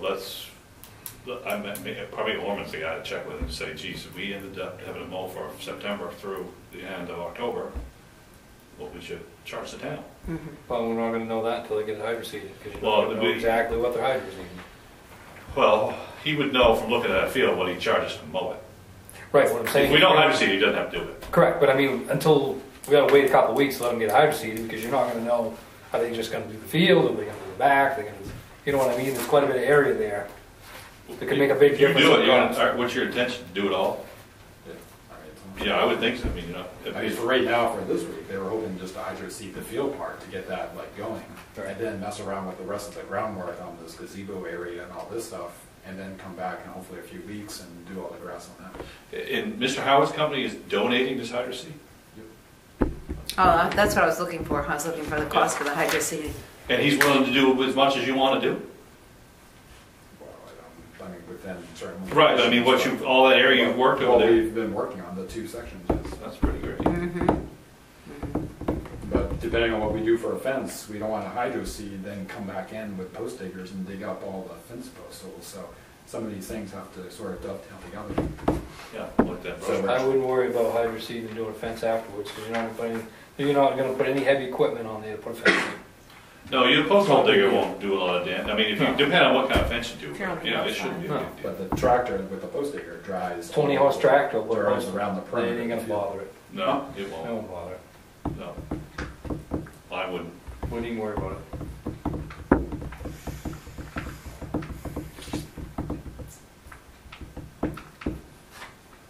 B? Yes, sorry.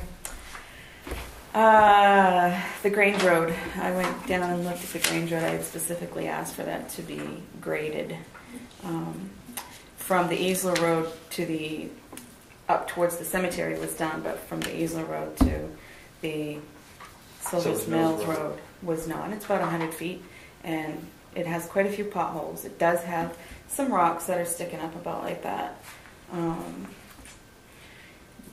Chris Newt met with me yesterday, and we went out and looked at it, and he would be willing to use his bulldozer and cut out the potholes if we would be willing to put some gravel on that section.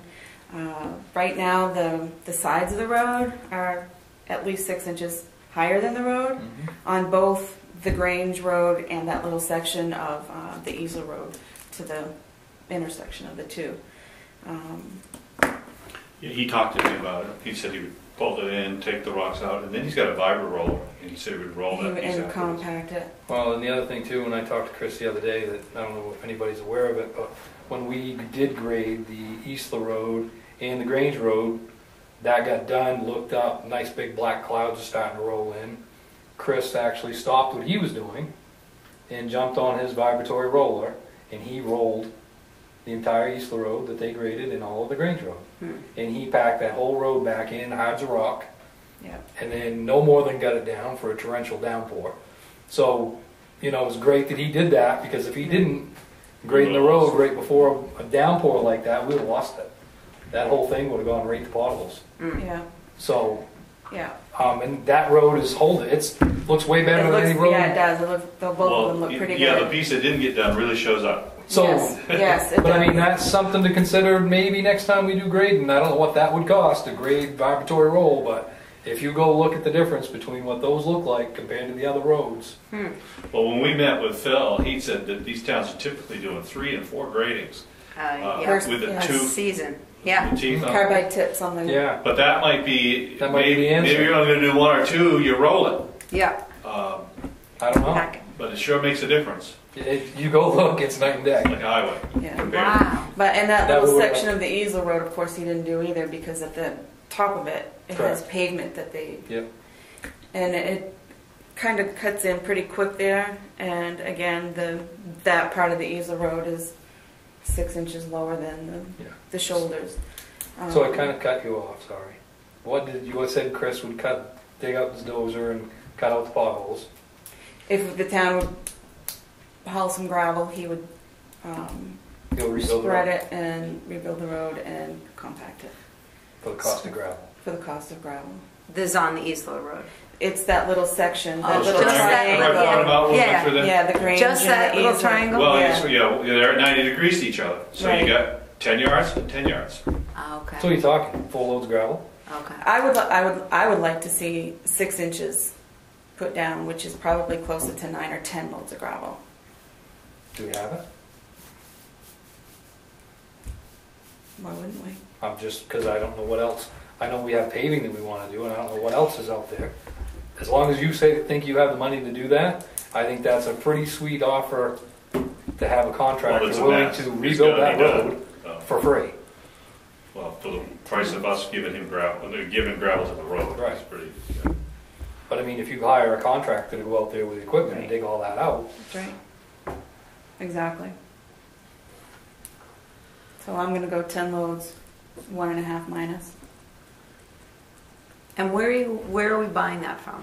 We usually get it from Haley's. I think that's something we need to.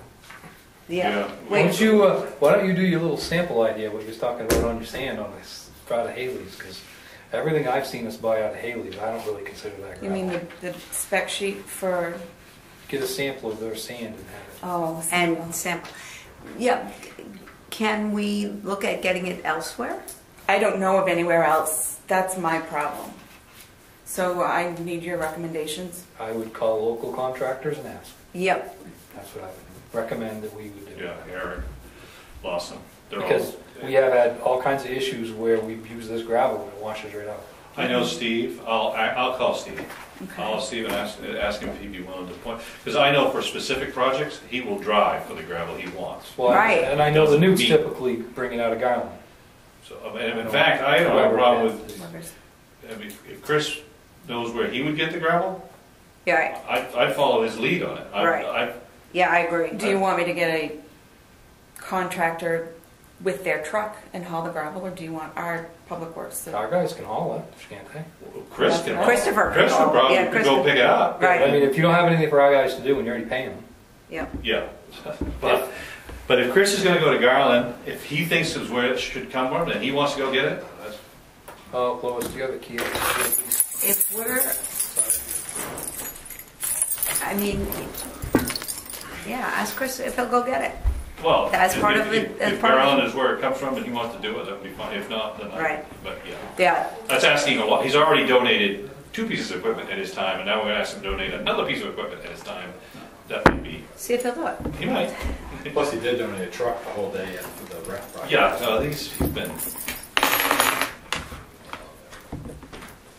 But I mean, really, I don't see, you got 2 guys, 2 trucks, I don't know why we couldn't haul it. yeah, we're, Okay. so anyway, something's gonna be done, so that'd be good. Whatever is most cost effective to use our stuff, we need to use it. Yeah, there are other pits with better material, with, yeah. Okay. The comment I had why that section wasn't done was it was thought that that little section was discontinued. They discontinued the end nearest the paved road instead of the end. Anything's possible. So do we need to make sure it's not? This, It's not. Okay. It's on the NDOT Okay. map. It's not on our little town map that we have, but it gets plowed, I mean, it has regular maintenance, it's not It's always discontinued. been part of the town plowing, pound maintenance of town, everything forever. Okay.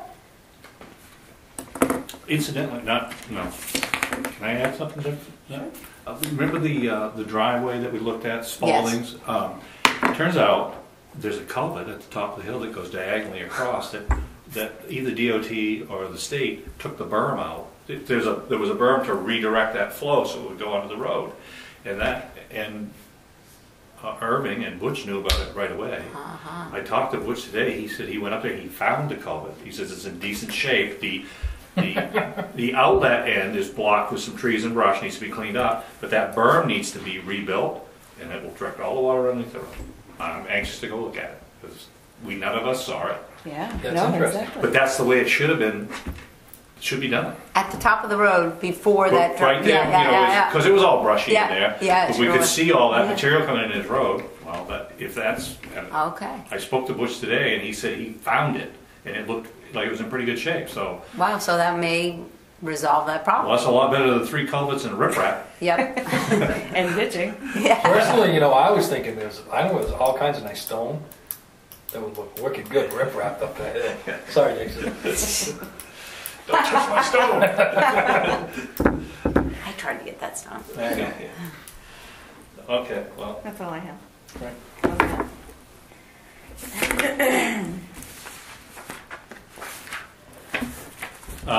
item 7, Yep. new business personnel policy. I've given you a copy of the personnel policy, and I have gone through and highlighted some particular points of interest, being that it's 6:30. I mean, we may not want to delve too deep into Okay. this tonight, but if we want to look at page 3, you can see I've highlighted full-time employment versus part-time employment. It says full-time works full-time, but a part-time is less than 30 hours, so is a full-time 31 hours? I believe the definition you need here is part of Obamacare. Because Obamacare clearly specifies the benefits on hours. But it's And based on number of employees Correct, too, it is. and we don't Yep. have enough, so Yep, we but don't that's how they fall within base that it. 32. But that's how the deputy clerk got moved from 32 to 36. Okay. Because I'm almost thinking that there is something says 36 hours is full-time for the town. That's how that happened, if I recall. So anyway, that might be something we want to look at, just wording on that. The next page, it actually says hours of week. It says 32 hours on page 4. Did I not highlight it on yours? No. No. Page 4 on the back, number 12 says hours of work. Yep. 40 hours per week, 5/8. 32 hours constitutes regular work week. So if they were trying to make it the 36 hour, it's in direct conflict with the With what this 32 says. hour. Correct. So again, that This is our policy? this is our Why am I not? This is as clear as mud. Flip So- the page, This get a needs different to- answer. But fixed. do we know what it has to be? According to the for mayor. full time, I'll call him Okay. MA, but Yeah. I think it has to. We be just at need least consistency in 36. the 36. policy. That's the Right. idea. We don't follow the 32 because we don't have enough employees. You have to have 50. Okay. Page 7. You have salaried exempt employees and hourly non-exempt. This is under sick leave. So if I get sick, I can take time off. If I get sick 2 days every month, I get 2 days every month because it's not specified. If I'm an hourly employee, and I get 1 sick day a month. So I've kind of I've allowed myself in the trio the 1 day a month, just like the hourly employees, because I don't feel that I should get more or less than your hourly. All of our employees get 1 sick day a month. Is that That's a lot of time. state huge. statute or policy? That is policy. Okay, so that's up to us. That's up to you. Okay. But they can only have a maximum of 45 days, and if you multiply that out by 8, which I didn't do, that's But there is maximum no amount. But it's 5 weeks. It's 9. 45 days, if you divide it Oh, by yeah, it's 5, 9 that's weeks. 9 weeks. 9 But there is no required minimum. That's a question. I don't think so, no. Okay, but that's the only thing. Technically, we get 9. You get 1 day as a personal day per year. Yeah. So No, we get, I mean, did you ever work? I've never worked anywhere hourly that I got paid when I was sick. no, we get 1. I mean, that's what I'm saying. At where we work, you have your vacation time, Right. and you have 1 day per year as your personal day. So And no I sick mean- days. no, We should get sick time. hourly. I though. mean, No, I'm just gonna point her. There's 6 times now, Andrew. Okay.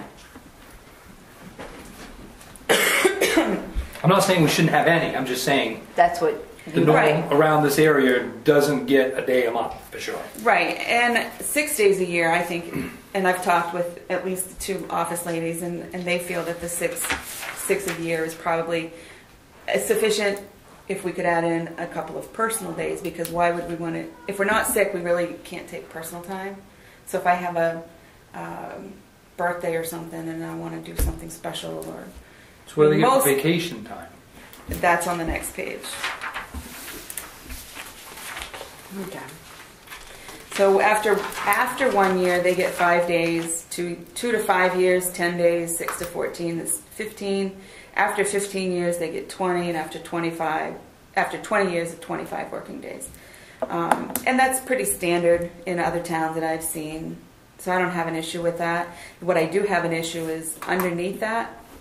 It says employees who do not take their vacation time will forfeit it if it is not taken within 12 months of being earned. No one will receive pay in lieu of vacation time. So what it says is, if I get, and it's based on hire date. So when I'm from the date of hire, I have 12 months to use that vacation time, and if I don't use it, I lose it. And I don't know that that's even legal. No, the way we run ours January, I mean, yes, your upping per se is based off your work year, but off your work hire date, but we go strictly off of January. So January 1, you're entitled to your 4 weeks vacation, even though your hire date's not until whenever. But usually it's the second week of December, because we do the same thing. If you don't use all your vacation time, you lose it at the end of the year. But the second week of December, we pay you out. See, they don't pay them out either. And I don't think that's legal. I don't think Why it's would, right. why would you? They So, I mean, I think you can max it at a number Salary of you're already vacation getting paid, hours. that's why. It's different. Right. But I mean, salary, you already got you got it anyway. Right. Because you hear it not, you get paid so many weeks a year. right. So I can understand that, but not on hourly. I don't think that's. Well, if you had an employee who didn't want to take their 25 days and said, just cut me a check, you'd have to budget for that. That's going to be... You're going to budget anyway. Right. No, but I mean, they're not, when they don't work, you're not paying them an additional 25 days. Right. When they work and say, I want the money, that's almost a full month's pay that you're going to have to plan for. In addition to their regular salary. Which they may be entitled, might be the only legal way to do it, but you are going to have, It can be. yeah, it could be significant. Right. Right. So anyway, that's a question that I have that I don't think is right. I mean, they should be able to I think pay. that's a MMA question to find out. When I used to work at the Finance Authority of Maine, we could get paid out, but it had to be an extreme circumstance and it had to be approved by the CEO. Our typical throughout the year is, say you have a family, whatever. If you've taken a week off already, then they will allow you to take in lieu of time. They'll pay you out, but you have to take at least one off before you're allowed to do that. And then they do the full payout for the end. But so I don't know. But I would wonder if It would seem to me that if you're giving them a vacation, they should take it. Unless, like you said, some extreme circumstance. Otherwise, you're going to have to budget essentially them working an extra Month. 13 months. if you have senior people, yeah. Yeah. So Well, my only thing is this, is when you look at this, I think there's not, the vacation time frame, this is adequate. That's quite a bit of time right there. Yeah, it is. Okay, so when I look at this, and then we go back to the sick day, and with the thought process is, if we reduce that, I need no more personal, I don't think you do, because you're getting adequate vacation time that you should be using for personal time. Some do. I mean, right, depending on length of service. up to 5 years, there's only 10 days of vacation. I mean, and the first one is only 5 days. I mean, if they plan a vacation and they want personal time or sick time, I mean... At my work, you would have your 1 week's vacation within that 5 years, and you have one personal day. That's what you get. And no sick time. No sick time.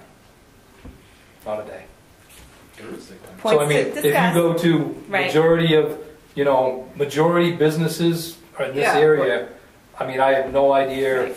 I know Hardwood's pretty similar to us, Pride's is pretty similar. That's what they get. They don't, I know when you start talking, I know people that work up on the hill at the state, you know, they get all kinds of sick leave. That's different. Right. But as far as general, the area, none of But that's if you cut from 12 sick days to 6 sick days and put in 2 persons, you're still cutting time. correct. You're still cutting 4 days. Do we typically, without no details or whatever, but does everybody pretty well always take all their vacation time? Do we know that? I think that, yeah, because of this rule. You gotta take it. Does everybody- Use it or lose it. Use it or Use it or lose it, lose it. Because right. the problem with me, when you say you're going to give somebody a day a month for sick leave, They're gonna take it. they're going to take it. They don't. I have one employee that has like 300 hours. And that's very bad. Well, and that's not- Accrued? Ooh. You yeah. shouldn't be able to accrue 40 it either. right. Well, 45 days times 8, 360 Whoa. hours that they can accrue. But doesn't it typically say like after 36 hour, after 3 consecutive days, you require a medical note? I think that is no, that's, well, it might. I know it's for me. If I'm sick 5 consecutive days, then I have to have a doctor's. Because like if someone has surgery or something, they're probably going to take sick day as recovery days, right? So that's what We can also get into this, they have insurance for if Correct. extended sick leave, you get Right, income insurance. right. I mean, we offer that. Yep. I didn't know you could accrue your sick leave at a rate of 1 day a month. that's bad. That's incredible. I mean, you can We gotta retire. fix that. You can retire way early. I mean, Well, that's what the state police was that way back in the 60s and 70s. Sure. And my uncle retired like 2 years early. that's what I know. People that's But what they're doing on the we- hill. We're not, we can't do that. They're on a Right. 3-year plan. They're going to retire 3 years early. They're going to sit home for 3 years. To get paid. Because they have bank it enough- all. They They're bank banking it. sick leave. They're banking vacation. They're just going to sit home and keep drawing a paycheck. Which is fine, but that's not what, we Right, can't right. do that. No, I don't think I don't think the town of Sangerville is at a Right. level to be able to afford that benefits. I think you do want to cap your the amount of days you can carry on vacation and sick. I've called in sick twice in 5 years that I know of, so I don't really see how. I would be a hard one to convince that you need a day a month. Yeah.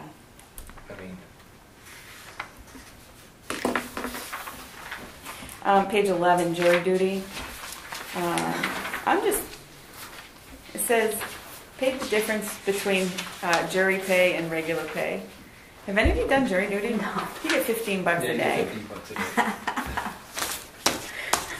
Which usually is your gas on the soda or the sandwich you bought Exactly. while you're stuck there. Exactly. I mean, But you get mileage, though, don't you? you do. Yeah, that's 50 Yeah, cents. it's 50 cents. Unless you go to Bangor, then that's bad, but Well, yeah, that's where I ended up having to go that's with where my Bangor. wife had it once a month for a year in Bangor. It was 3 days a month. Yeah, I have no problem with the jury duty if we can get this sick pay along. Yeah. Because the jury duty is a one-off, Okay. Well, that's really, it's not really, that's a civic. and that's, you're Right. doing your civic duty, and Yeah. we're contributing No. along with you. My question was just on the pay part of it, the difference between the pay. I think it should just be covering, they should just get paid their daily. If they're scheduled for an 8-hour day, that day they go, that's what they get. Right. If they're scheduled to be on jury duty on Wednesday, when they're working 4 hours, they get 4 hours. As long as it's worded so whatever that normal day's hourly would be. Right.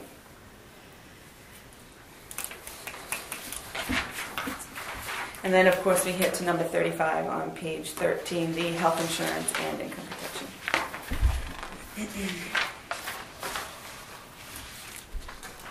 And I have an answer. Because the town clerk does not have a contract. She's appointed year to year. She doesn't, we can change this for all employees.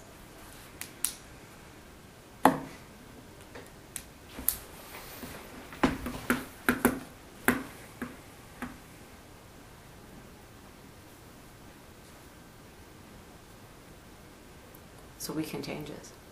Yes. Can be changed every year. Can we? I mean, you Sure can you point every year. You can read, just like, We can change any part of this every week if it's our policy. I mean, technically, Well, no, you have. no, but I'm just saying, I mean, Yeah, there's right. nothing here that can't be changed. I mean, that's, health benefits are changing for most Right. employers every year. That's right, that's So, right. we will probably tweak ours Yep. pretty consistently. Yeah. Um, And 37 says retirement. Nowhere in this paragraph does it say it's a 3% match, which is what the town. That was, Pete brought that up during budgetary process, and that was something Matt was supposed to be on top of. Remember that? No, I just remember the 3% coming up from Ken. That's when I was on the budget committee, so I was. Yeah. It Well, I was think like a fait it's accompli. I think it's a standard, and I don't know that the town can match more than 3%. But I guess the question is, are they obligated to match any? I suspect they're not. We don't match. No, Well, because you this in is your a- personnel policy to Correct. match. That's what But if you're only doing $10, then they're only going to match. yes, dollar for dollar, up to 3% of the compensation. Right. correct. Correct.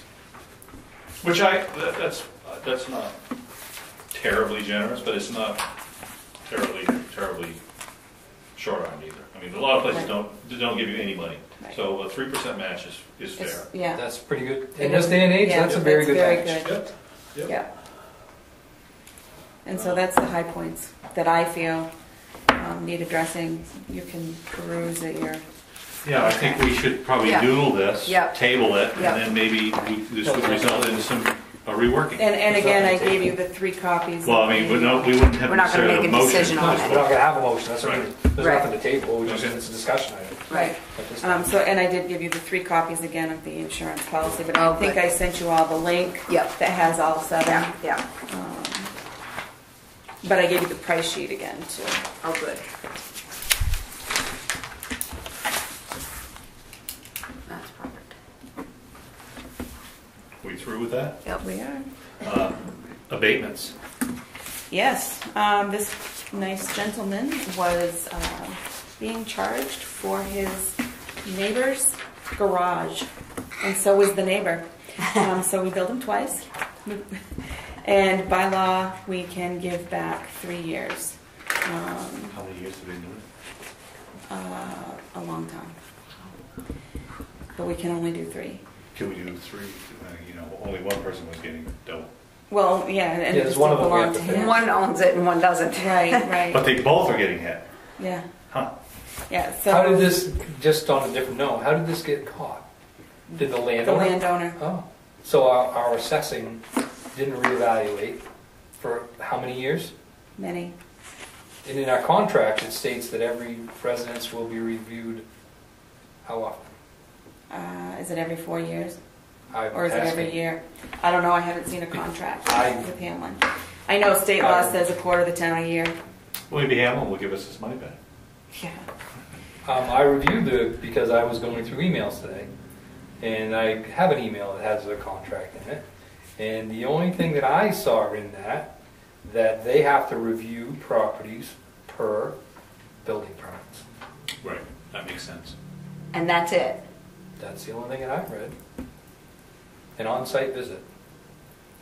It does say about but it didn't. It was kind of vague. It didn't really say. Well, what state law once. says that you're supposed to look at a quarter of the town a year. Now, some of that can be your building permits and such. Do it? All assessors do that? Nope. There are very few that actually do that. But that's when you miss. Mm-hmm. But if you're going to do a quarter of your town, you spend money to do that. You put it in your budget and you pay them No, to assess a quarter of your town. it's supposed to be part of. It's part of their duties. That's what they're supposed to be doing. It's not extra. So, It's what you're paying them to do now. and they haven't done it in a decade. Many years. Well, it's been at least 3. So you're going to approve these or no? Yeah. Yes. Make a motion Yes. to approve. Second. Then we're going to approve the 3, back to the 3 years that we can. That's, I guess, that's what I'm making sure. Yeah. I didn't know if I had to add that to my motion. I do still, Did you vote? Yes. Yes. we did. It was unanimous. sometime when we can get to it, have the conversation of what are our options for tax assessment and what we can do. Because we seem to sign a lot of these. And I have numerous times we go out for rides, we find brand new camps that not on the tax book. So. Dale and I thought maybe a contest. Whichever selectman can come up with the most untaxed property has to buy the other two, bottle of wine. Yeah, so that's we could take that back. See, we could all help with assessing. We split the town, and make a game out of it. You just find as many hunting Wait, camps and you garages. are elected assessors. We are. It'd be nice to be trained. Active training. You really don't want me going up and doing it right now. I have questions like trespassing. I mean, if a person's got a gate up on a road that says no trespassing, and you know there's a set of buildings down in there, as an assessor, do you have a right to just waltz in there and take pictures? I suspect that you don't, but I don't know the answer. You don't, but there's Google Earth. Well, that's my secret tool. And this is what happens if you can find something like that. You put it on their tax card. Because it is the burden of the landowner to prove otherwise. All right. Well, Google Earth is your friend because you can see these buildings very clearly. So we should all have assignments. Pick a Well, road. I think we need to figure out how do we get this back, or what are our options. I mean, I don't think it's we are paying you. Well, that's another soft. Correct. I agree with that, but Correct. but we can take action. We can start pulling cards, divide up the town, and in all seriousness, Google Earth. You and I did the same thing with the planning board. You can get some Oh, pretty a good lot of information. A lot of And so if the card doesn't match, or if you've got a piece of property that has no buildings and you can see 5, Lois is right. You tax them for 5, and And let the if they burden of think they're a proof little is rich, on. they're going to come in. That's right. So I think it would be kind of fun. And if you go to a new one, if you go to a new property, We will be the a new most house, unliked board of selectmen in this. My term is over. and they don't let you in to assess, you can assume quality and Palladium. condition, Oh, quality of condition. quality right. and condition, and Trump Towers. That's right. you want to explain that to them. I can assume Right. that you're 100% complete unless you let me in. And if they don't let you in, if they refuse to let you in, whatever you assess at, they can't they cannot ask for an abatement for that year. They can ask for a reassessment for the following year, but they can't ask for an abatement And because then they you go refuse in. to let you Right. in. Wow. So the next year, all of a sudden, they will let you in. You're right. Because they didn't have the granite countertops that you thought they had. That's My biggest thing is 2 ways to look at this. Number one, it'd be, you'd be a jerk because you'd be taxing all these people. But the other side of it is I'm looking at me and you and everybody else. This town runs on X amount of money. And if you go on Google Earth, you don't have to look very far. There is an awful lot of tree growth property in our town that's got all kinds of nice little hunting camps on it. And I'd be willing to bet that the majority of those hunting camps, that 2-acre house lot, never got pulled out of tree growth. Right. Mm-hmm. We That had that camp is discussion. not and part of the tax base. So that these guys are getting a good deal because they're not paying it. Right. The end of the story is we're all paying more because of all these extra little things that people are basically getting away with. the tree growth fine is substantial. It To is. pull out very that first significant. acre is the most expensive acre. Yeah. So we should be, there should be a history of checks coming in for that. I mean, when Hamlin's gets a request to take out an acre, there should be a pretty good check coming to the town for that. There should be. And if there haven't been any, then We have an the issue. ball's been dropped. But I mean, the ride you and I took on before you was on the select board, we went down and looked at a camp that I saw for sale a few years prior to that. It was just an old raggedy rundown camp. And we were out looking at roads, we get down the road and lo and behold, here's a brand new A-frame. All nice pretty camp with a But brand new we well. don't know that they didn't take it out of tree growth. This is, when we were taking, But that, what I'm saying is that Applications? building wasn't Yeah. even in the tax base. Right. it didn't say on there whether it was a No, tree growth. not at did it? all. No, that should be added to that. Correct. So, The cards that we have, the property cards, if it's a green card, it's in tree growth. but the application should say, is this currently in tree growth? Will you be, Right. Right. So But when that Some goes sort of to, verbiage. but when that, the process is that, you get that goes to Hamlin's. Right, and they Hamlin's knows should, it goes, it's in tree growth. well, Right. well, the application doesn't say it. It doesn't have to, they know it. I understand, but but it they're would also be good supposed to assess it according to to the town. I agreement. don't disagree. disclose it. So you could find some buildings, and you could find Some properties that are still in Right. tree growth. And there are ways around tree growth. You're allowed to have a landing for forestry purposes and things like that. So You can put it in open spaces, it doesn't cost you anything. You Yeah. put it in open spaces, you can build a camp on it. But if you cleared it, you're supposed to. Put it in open spaces, you can clear, I clear cutted a lot in open spaces. I had a piece of land that was in tree growth. I wanted to put a house on it, and I wanted it to be pasture. I moved it out of tree growth into open spaces and clear Right, cut right. the whole thing. But you had to pay to take it out. Nope, it No. didn't cost me a penny. Not when you're transferring it. You transfer it from tree growth to open spaces, there's no penalty, How much can you do? all of it. I did every bit of it. Only that's what they're Huh. doing. Ripped up my forester's contract. I was like, well, this is a no-brainer. It needed a forest agreement, everything was time. I can move it, and I still get the same tax break. I don't know why anybody would want to have the land in tree growth. It doesn't make any sense. Huh. Well, if You're you out. can if you can laterally move to open spaces, you got to clear it. No, you don't have to. That doesn't make sense. Open spaces is what it really means. It doesn't mean open spaces as far as openness. It's open spaces in the thought process that you are allowing your land open access, Oh. Okay. So you can't post it. in theory. Okay. I know an awful lot. There's a lot of land around in open spaces that's posted. Because it doesn't say you can't post it. It just says you have to allow access. It doesn't say you Right. have to You allow. could restrict access. Correct. Yeah. Correct. Yeah. I only let my wife and I use it. That's, you're the taxpayer and she's not, you're all set. All right. So maybe we'll start the assessment.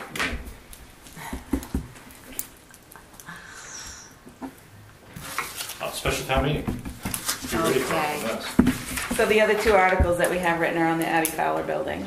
To see if the town will vote to accept the building and lot known as the Abbey Fowler School Building and Lot from the Sangerville Historical Society, being the same premises described in the deed from the town to the Sangerville Historical Society, and recorded at the Piscataquis Registry of Deeds, found in book 2300, page 82, dated April 24th, 2014. Okay, so with that will be the explanation that we already wrongfully did all this, because we didn't know. Well, we do have the deed already recorded Correct. back to us. Mhm. Yes. I don't have possession of it. It's still at the lawyer's, and apparently she doesn't work very much. So. Article 7, to see if the town will vote to allow the Board of Selectmen to sell the Abbey Fowler building and lot with recommendations from the Abbey Fowler Advisory Committee. Now, you can take that out. I don't know how you want this worded specifically. I don't know what MMA's feelings are, but we know that we want to use the Abbey Fowler Committee to kind of do some of the heavy lifting on this. But we still have to have permission to sell it. Mhm. Yeah, that's. I mean, Yeah, I don't think it straightforward. should be, yeah, I Yeah, would much yeah. rather have more than us three being the only ones to brainstorm the thought well, process. but we can create a committee anytime. Correct, but I We mean. don't need that to be on the warrant. The committee. No, but you it's mean awfully with the nice for people to recommendations? know that you're gonna let the selectmen sell it, but you're gonna go under the advisement, that you're not gonna sell it. Correct. Right. So you could either leave it on there, or you can take it off and then explain it. But the only thing is with our town, if it's in writing, people like that, I would just leave it there. I mean, my own thing is I would really like to see us three be part of that advisory committee, that we all work with as a whole. But You just make them, Correct. your meetings at the same time. correct. I can take it and just put it as a note underneath, too. I don't see any reason what's wrong with what you wrote, Okay. honestly. Unless, did one of Looks you guys good to want to me. take it off? No, it looks fine to me. I think that's fine.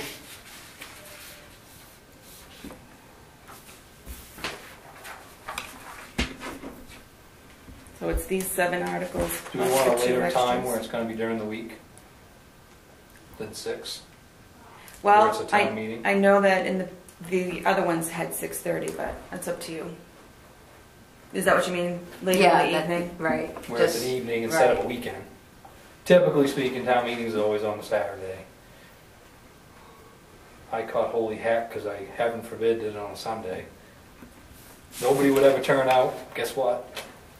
Everybody turned out. It went well. So you want to do 6:30? I would think a little later would be better. I would just as soon have it so you know you're going to get the turnout. That's all. 6:30. Yeah, I don't, that extra 30 minutes, if, I don't care, it's fine. And we're going to do it at the fire station. I talked with Alvina about doing it here, and she said because I'm new, going to be a lot of people that don't want to meet me, and so she suggested over there because of that. We've had specials that surprise you, and you couldn't fit all in this room. And you don't wanna do That was another thing. Yeah. Yeah, I've seen them that you could have done, you know, you could have had 20 times that many people in this room and been okay. But I know the last one, per se, that was in this room, I was on the board and swore I would never have another one here because they were literally out the hallway and nobody could hear. Well, I listened to the minutes on that one. I could hear Lance Burgess say, "You got people voting in the hall that you can't even see." You couldn't count, you couldn't hear them, it just was a cluster. They weren't good. So yeah, I think the fire decision Yeah. is good. And I've already talked to the chief. And that's no problem. I just have to call Paul Davis from Monterey. Okay. I didn't want to do that until we had confirmation. Yeah, no, Mhm.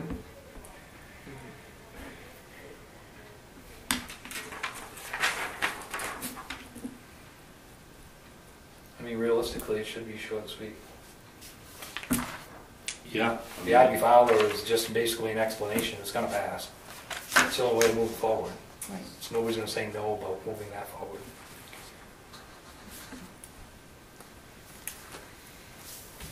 Looks good. So, do you want a motion to pass this as written, or as? No, not as written, You, but that, yes, we're going to have this. By you signing it, when it's the final, that's the kind of the... okay. But you want Biggest to thing make is- the motion to have the Set that Special. date and time. date I'll and make a time. motion to have a special Sagamore Town meeting at the fire station on Tuesday, July 25th, 2016 at 6:30 p.m. 2000, you have 16. I read it right I missed that meeting. 2017, correction, 2017 at 6:30 p.m. Second. Favor? Good.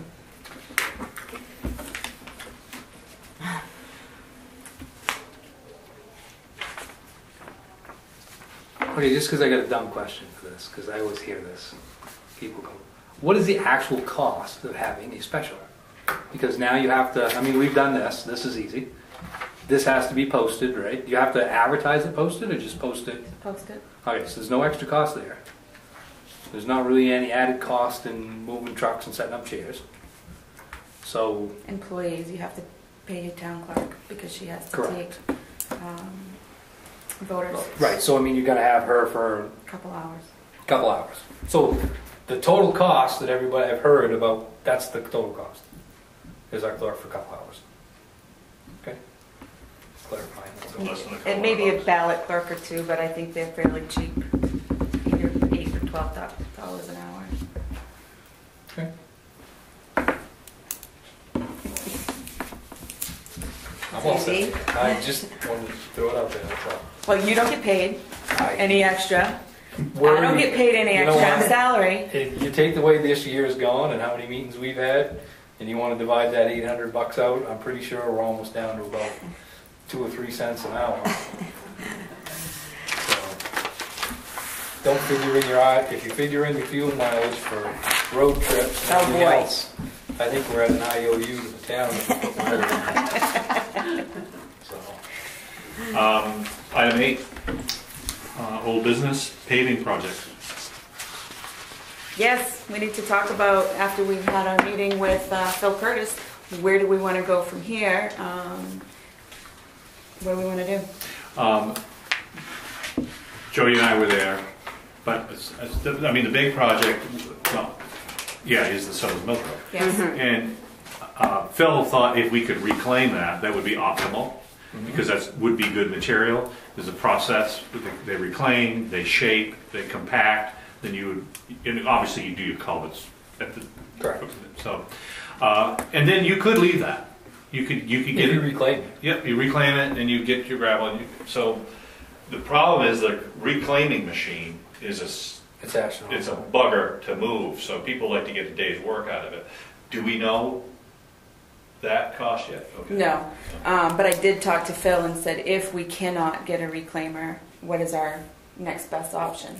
And he said, add 3 inches of gravel. So Leave the pavement? No, take the I pavement, thought you remove said the take- pavement, yeah. And go to period. 15. And go to 15 instead of 12. Okay, now, there again, when I was talking to Chris the other day about something completely different, he was telling me about a project he was working on, and I do not know if it's the Weber pit in Garland or which pit he said he was hauling out of, but he was telling me there's a mountain hot top in there. So somebody from all these different projects, instead of reclaiming, is hauling their hot top into this pit. And then I'm assuming what they're going to do is have the grinder come in and grind the pit down. But if the reclaimer isn't an option, which I really doubt it is for that short stretch, because then you get into a situation, what do you do if you're going to haul or hold off? That might be something to find out about that. Because you're just not going to dump hot top anywhere. Especially if it's in a gravel pit. If we could take hot top one direction, drop it off, Sure. and haul gravel back. Once you remove the pavement, you have to have a grader come in and shape your road before you build your road. You don't want to build your road on an incorrectly Correct. built base. Right, they could peel the hot top, put it in a pile, then they could, Grade it to your 4% crown, and then stop. Yeah. The other hope was that possibly a company with a reclaimer would have another town or another job scheduled where, okay, we could do Sangerville and we could do Dover, we could do Right. Sangerville, and so that would be a matter of you reaching out and maybe get Yeah. lucky. That was on my agenda, I just didn't get to it. So I'm sorry. if But that could be part of our bidding. Because we got to put this out anyways to get some bids on pavement. yeah. Yes. And we might find that the difference between, maybe 400 feet is enough so that it almost works. I mean, it sounds like if we could save that material, it's pretty good material. Because we're going to have to buy the gravel. Oh, this definitely, the only thing is in the reason why you're doing this is because you don't have any gravel on that road. Right. So the thought process is you grind that hot top into it. So you set your reclaimer at 12 inches, you take 3 inches of hot top, and they grind it all into one. That's what they do when they reclaim. He doesn't want it, he did not suggest more than just 1 or 2 inches Yeah. because of You don't want to because be it's there. in Okay. swamp. I'm It's- yeah. explaining what we do. Oh, This is what okay. our public works Sorry. has done. Sorry. We always reclaim 12 inches. So we always take the 3 inches of hot top, we grind it with the 12 inches, so 3 inches of material, 9 inches of mud, you end up with 12 inches of More rocky mud. That's right. Okay. That's Absolutely. that's what we do.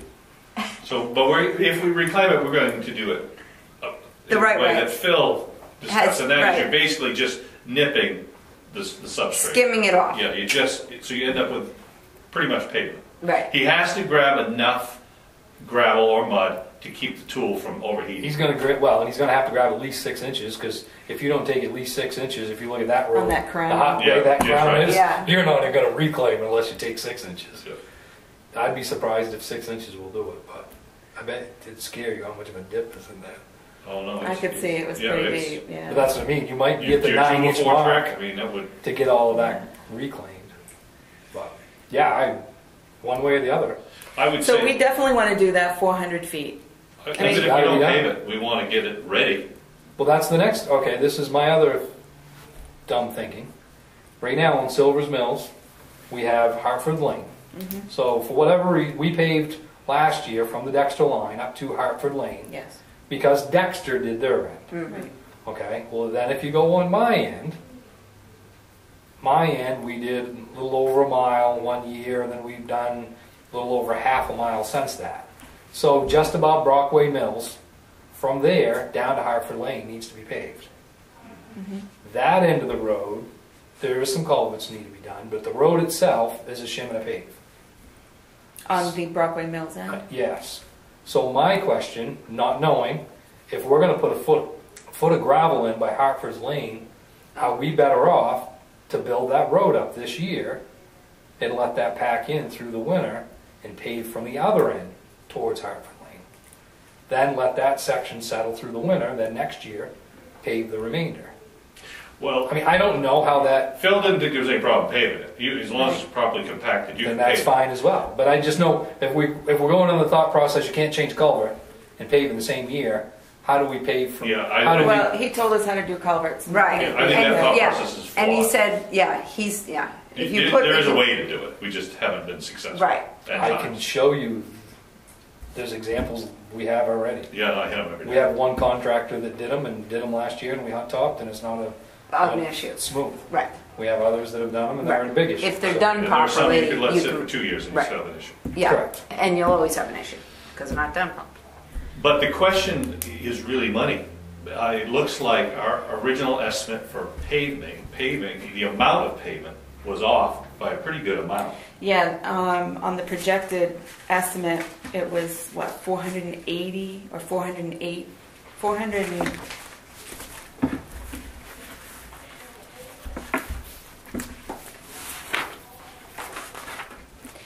$480 ton, and Phil calculated if we do a 3/4 inch shim and a 1.5 inch surface, it's 603 ton to do that. Okay, so what I would, That's no small number. no, it's Yeah. not. What I would recommend is, you know how much money we have to pave. I do, 150. I would get a hold of the company that we used last year that paved, Okay. or any paver you would like. I would have them come out, do a site evaluation. To me, my opinion, French's Mills has been an ongoing project forever. That needs to be done, that section. Yeah, because then we're done with it. It's correct, that's what I'm saying. Get that road done, let's not talk about that anymore. Have them come out, do a site evaluation, have them give us an estimate, and then take them over to Silver's Mills. You know the dollar amount. If they can do from Hartford Lane, if we can't get the mile, where can we go? But I think they would be the ones, because I've learned this last year when it comes to estimates. When it comes to shim and pave, those guys are way better at it than anybody else. Well, Phil said that. He said those guys can walk the road and they're gonna know Correct. within. Yes. So I mean, that After would be, not saying either one of these numbers are right or wrong, but Right. we definitely got a huge variable. If we could get one of them guys to come out and help look at it. Well, you probably, what my guess is, the difference in the tonnage is we haven't been calculating 3/4 inch shim and 1.5 surface. That's what I'm figuring. We've been Why calculating one. I think it's 1/2 inch shim and 1 inch surface. You don't want to do that. No. And that's Or my half, or- understanding that that's Did you what. see what the bid was last year? I have Pretty not- sure it was 1.5 inch surface. But that was reclaim. Doesn't matter, it's still 1.5 inch surface. Right, but I That don't. matters on the shim. Yeah. Yeah, so, but I mean, your tonnage, did we do, yeah, we did do shim and, We reclaimed the French's Mills Road. did we reclaim all of that? Most of that piece. I can't remember. Was that last summer or 2 summers ago? That was 2 last summers summer. ago. No. What was last summer? Well, the one that we did 2 summers ago was in front of my place, and that we did reclaim. 'Cause We did that. Most of it ended up on my lawn. Well, that's what we did that. That's just why you did that. Yeah. I weren't on the board, I can say that. But yeah, we learned that you want to buy the extra half inch of pavement. Right, Yeah. right. Well, And you might It's- sound foolish not to buy your extra half inch. Honestly, right now, it's as simple as, you're gonna know the answer to this question within a couple of years, because from Hartford Lane to the town line, we did 1.5 inches. So, when you drive down through there, if you look, just focus on the edge of the road. That's it. So you drive down through, well, it's 1.5 inches, but by the time you get it out here, it's 1/2 inch. If. Now, when you get to the town line, Dexter spec'd theirs, I think, at 2.5. Wow. And Dexter had an on-site engineer Wow. that never left. And he watched that paver from the time it hit the Dexter line till they were done. Wow. And you You can look, tell the Yeah, difference on yeah. it. there's at least 3 inches on Dexter's. There is nothing under 2.5. The whole road Yeah. goes from nothing, boom, Dexter, all the way down through. Wow. They definitely did it Good differently job. than we did. Yeah. But the end of this part of this conversation is 5 years from now, what's it going to look like? But that road is a very good telltale, so we should know. And he said we don't want to use the 9 mil, we want to use 12 mil because it has bigger rock, and the rock is what gives you your support for the trucks and stuff. But the problem is, not against what he's saying, but the thought process of what this town has always done, why we don't use that, is because we've never put top coat on. All we ever put is base coat. None of these roads we've hot topped, we've never put the top coat on. So none of these roads have ever been finished. So that's why they don't put the heavy, because if you put the heavy without the top coat, it'll break out faster. So we don't need But to you're check. still not going to support any weight. I'm not disagreeing, Right, yeah. but that's So the again, thought process. Pennywise, of- pound foolish is what we've been doing. Correct. Yeah. We've basically been using inch and a half. Of 9mm. Correct. Right. It's. Have you had the privilege to drive through Abbott yet? No. Well, they repaved up through here, and they went to Abbott. And they did not have to paint the lines. You drive to Abbott, and you can see the white line the majority of the way up through. They didn't even bring it out to that. The shim wouldn't reach. It wouldn't reach. And I'm not kidding. It's not a defined line the whole way, but you drive along, and it's white line, white line, white line. Oh, gosh. So, but I guess the question it's not is, going to last. Yeah. how are we going to build roads going forward? And are you going to build less road well, or are you going to build a lot of road poorly? And I think, every town wrestles with it. But I think my own opinion, the biggest problem of what we've been doing in the past is we've spent an awful lot of money on reclaiming. That all we did was stir in the mud. We didn't build a base. But for the cost of that reclaiming, if we would have just done shim and pave, instead of trying to focus on doing a mile of road, we could have done a mile and a half of road, or a mile and 3/4. And even doing it the way we was doing it. It may not have been the best way to do it, but if you doing that much more of your roads, you can get back around. And the way we're doing them, there is no getting around. Right. Because well, no, they're deteriorating faster you can get around. my end, I bought my house 10, 11 years ago. The year I bought that is when Silver's Mills got brand new hot top. And if you drive down that now, That's the worst road I've been on so far. but the brand new end of it is all cracking out. So, Well, Phil did not recommend reclaiming any of the town roads except for this one little section where we need to raise it. He says you don't reclaim town roads like that because there's nothing underneath them. They're not built Right. They're not properly really to built for that start with process. it. Right. He said so you just pave over it Pave over them. And a rubber tire roller. and a rubber tire road. Right. I wouldn't disagree. Yeah. We redid the intersection on the dirt road down below my house. And I dug that whole thing out with my backhoe. We went down 6 feet and I dug right off the edge of the hot top, straight down that whole intersection. And there's no sign of gravel underneath any No. bit of that. And that's what he said. So, None of them are built properly. So we need to get some bids. Well, we need to know. We want to finish the French's Mills Yep. section. We want to make sure we do the 400 feet on the Silver's Mills with the reclaiming section, or the building up. At We want least to going to get do that the gravel. done. Yeah, we're going to get it shaped. I did talk to Warren about plowing that piece. He said that's not a problem. If that's packed properly, they could plow that as dirt all winter.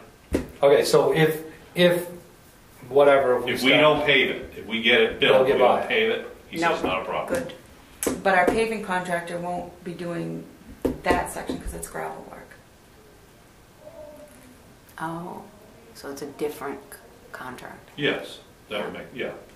That makes So Yeah, I sense. we was don't sorry. know how much that's going to cost, and then how much is going to be left. Right, we We need- gotta- well, the problem I'll is have to you check the gotta budget and see. right, but where I the- mean you're gonna have to find out from number one if you can get a paver to come in here and give you you're gonna get a price on paving with and without the reclaimer, basically. Right. If you can get a good price, the guy can come in here with a reclaimer, great. If you can't, at the same time, we need a quote from a contractor what he would charge to peel the hot top off, Mhm. reshape the road. Set the culverts.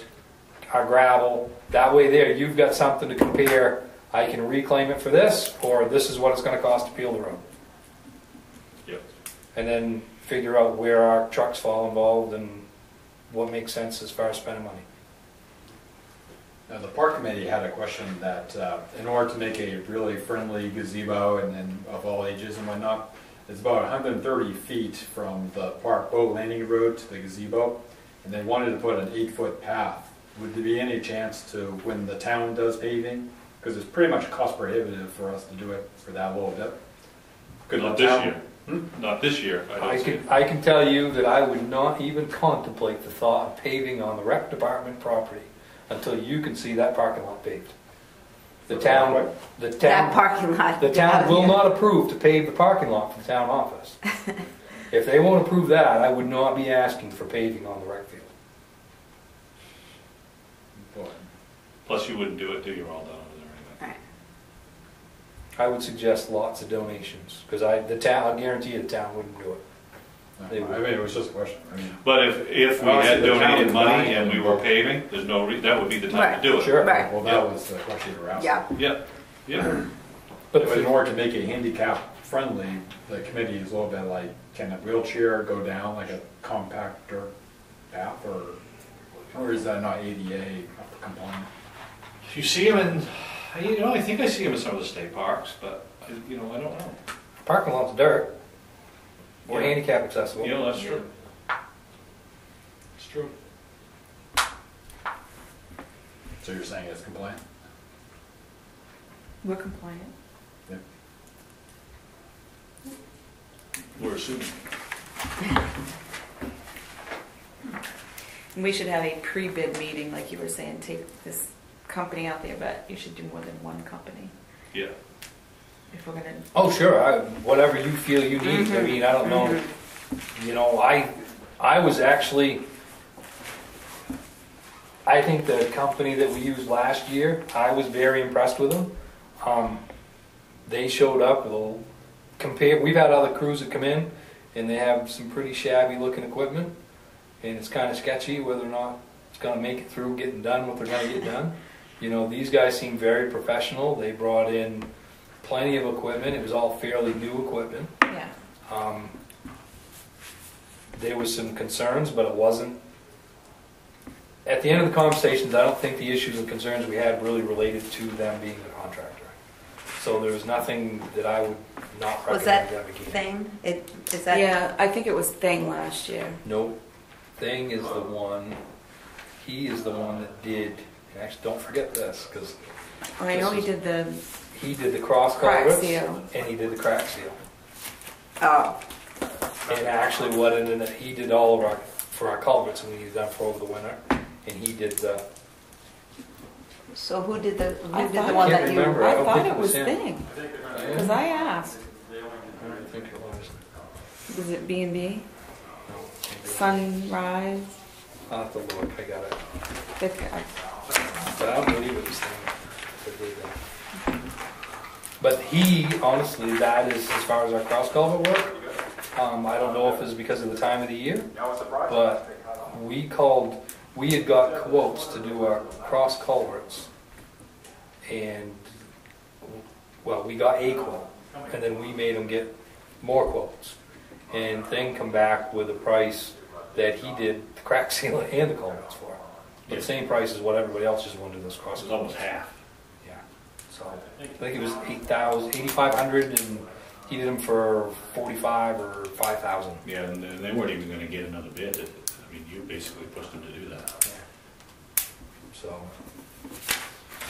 it was hard. And it worked. I mean, it got through the winter. I mean, it's a patch job, but Well, it did what it had to do. Right. You have to cover them up to get through your winter. yeah. So And that's what Warren said to me. He said, it's not like because he knew what I was getting at. He said, it's not like those culverts. He said, we know that piece is there. We changed the sanding. We do, we can deal with that, he said. So he said, it's going to plow a lot better with shaped dirt than what it is now. Yeah, I because believe you're really that. not even plowing right now. Right. now you just brought up another thing. I was reading through the minutes and stuff in the workshop, and I did read that as far as he didn't recommend this 10 to 1. How the state recommends 20 to 1. Oh yeah. Okay. my only comment to that is because I've been to that DOT class and listened to this whole spiel verbatim of what he said about that. That thought process of 20 to 1 is great if you apply it right. Right. The thought process of 10 to 1 is extremely hot, and you can't do it is only because of you're applying at the state's recommended amount, which we don't do. So, in theory, if you have a straight load of salt, you can put that out on your dirt road. But you're not going to put it out at the same rate you would if it was mixed at 20 to 1 or at 10 to 1. So I don't really see that.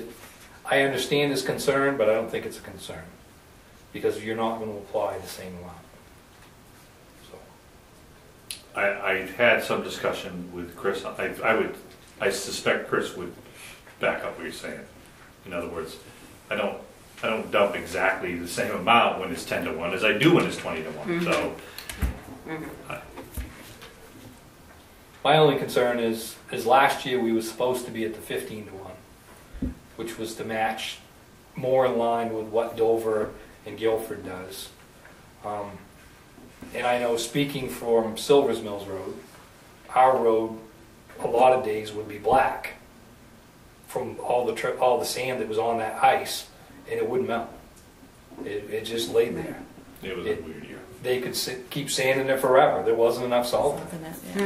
So I would still, myself personally, rather see us go to the 10 to 1 in hopes that it's going to be better.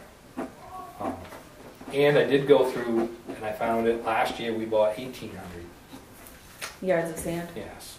But we also had, can't remember, 600, 700, 800 yards up there that we screened. Oh. So We don't have that kind of reserve this we year. don't have a reserve this year. We have, no. So we may, I mean, the bid's fine the way they went out, but I think when it comes time to accept a bid, we may need to think about jumping that up to 2,500, No, it's 25 anyway. just to be safe. Because sand will keep, as long as we don't mix it. You can't use it in the winter, it'll freeze. I mean, you're going to pre-mix it all. Yeah. But still keep. And that can sit all summer. Oh yeah. You just It's cover. still covered. Cover. Yeah. No, no, you can't. The only bad thing is you can't have a load of salt sitting in our salt shed all summer. It's got to be mixed. It's going to turn into a giant salt block. But in the pile, when it's mixed, it's, you know what I mean? Properly It's mixed, not- it's not a problem. Correct. Okay. Properly mixed, properly covered.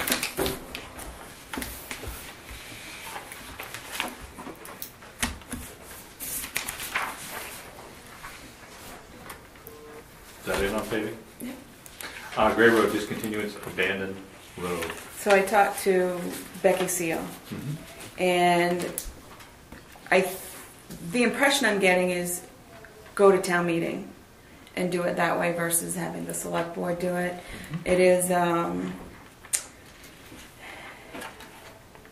we talked about the 7-step process, and she went through that a little bit, and she said that when you have to assign a value to the abutting land, she said you can actually assign no value. If it's, and they have to argue it, and you'd have to go back and pay. So what she wants, and this is, I think, the best part I can get of this, and she's going to look at it a little bit further. This is the map that the lawyer sent. She wants me to mark on here and give a narrative of the history of this road to her. Sure. So that, but I don't know.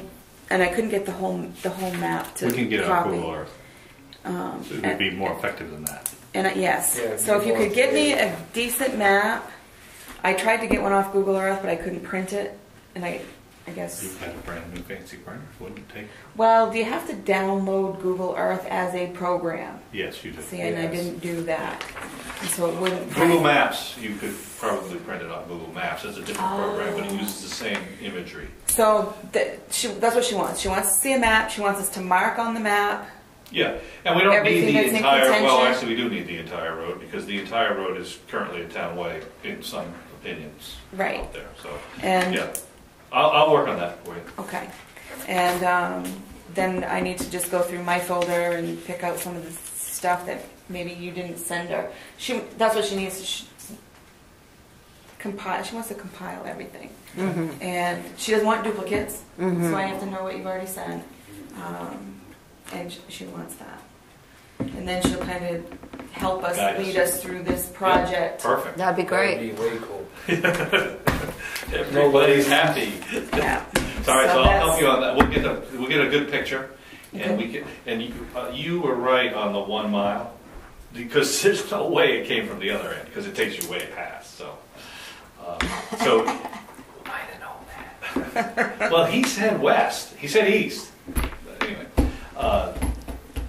but yeah, and there's other documents that she doesn't have that she should have. that Right, we all right. know. But where does Right. that actually? Okay, so where did the 1 mile actually take? Well, I didn't. I started measuring when I got on the way out, and it's like this isn't even close to a mile. So definitely he meant the other way. I'm sure that Mr. Burgess was accurate. It probably takes us up right to where we ended ditching, because he said it. It's taking you right to that driveway. Well, yeah, because that's where the old homestead Yes. is. Is that Yeah. 1 mile? Yep. Which is referenced on that 80 something. There's a document from Yeah, 80. Public Works. Yeah. 86, 85, 86. So that's easy enough to. We should be able to identify all that, Okay. and that's perfect. Okay, so this is just the stepping stone for the other roads That's- around that we need to do Yep. next. Yep. Yeah, and there's a bunch of them. Yeah. But those are a little easier. I don't think this is a pretty. You're gonna. This one's a little more This is contentious. a lot of work, and there will be some cost to this. The butters. I mean, she may advise us to call it zero, but I've read that there's a caveat there. There's risk to that. Yes. If you make Better a off fair a little value bit, yeah. and pay them a fair amount, and it ends up in court, you're looked upon more favorably. Sure. Yeah, you're not trying to pull Right. it over. Right. Right, and we have every right to do this, but you've got to do You have it to. above board. Right. Because you're paying out supposedly the difference between the value of the property before and after. If there was impact, now, there may not be any impact to the value of the property. For example, the latter end of that road, I think it's going to be easy to demonstrate there's been no maintenance done probably for 50 years. Right. So the impact would be minimal to those properties. And there's no homes. Right. So the That's cost right, would be, but it's a lot of acreage. So, but other roads, like the Grange Road, the Eastler Road, those roads, we probably could get comfortable. We would probably, the three of us could get to a location with Lois's research and say, you know what, we're comfortable declaring this abandoned due to lack of maintenance for 30 or more years. Mhm. And that solves some Start big establishing problems. that. Yep. Okay. This Yeah. road, I like this approach. Right. Yes. So our goal is to take that to the regular annual town meeting. Have it ready for Town spring. meeting. Have it ready for spring. Yep. Spring. Yep. Yep. That's probably a good time frame. Which we should be able Costs to too do. much money to have specials. Well, plus I just should have everybody there for this one. Yeah. Oh yeah. Yeah. Okay. Correspondence. None. Request for additional agenda items. I do have something on that one, is just to vote and approve the commitment. You signed it, but it should have been on here to vote and approve. Okay. Make a motion And vote approve. to vote that we approve the amendment, the commitment. Second. We all signed and we're all in favor. Mhm. Okay. Bills will go tomorrow. Good. They're all ready. And I know this is, what, did we decide on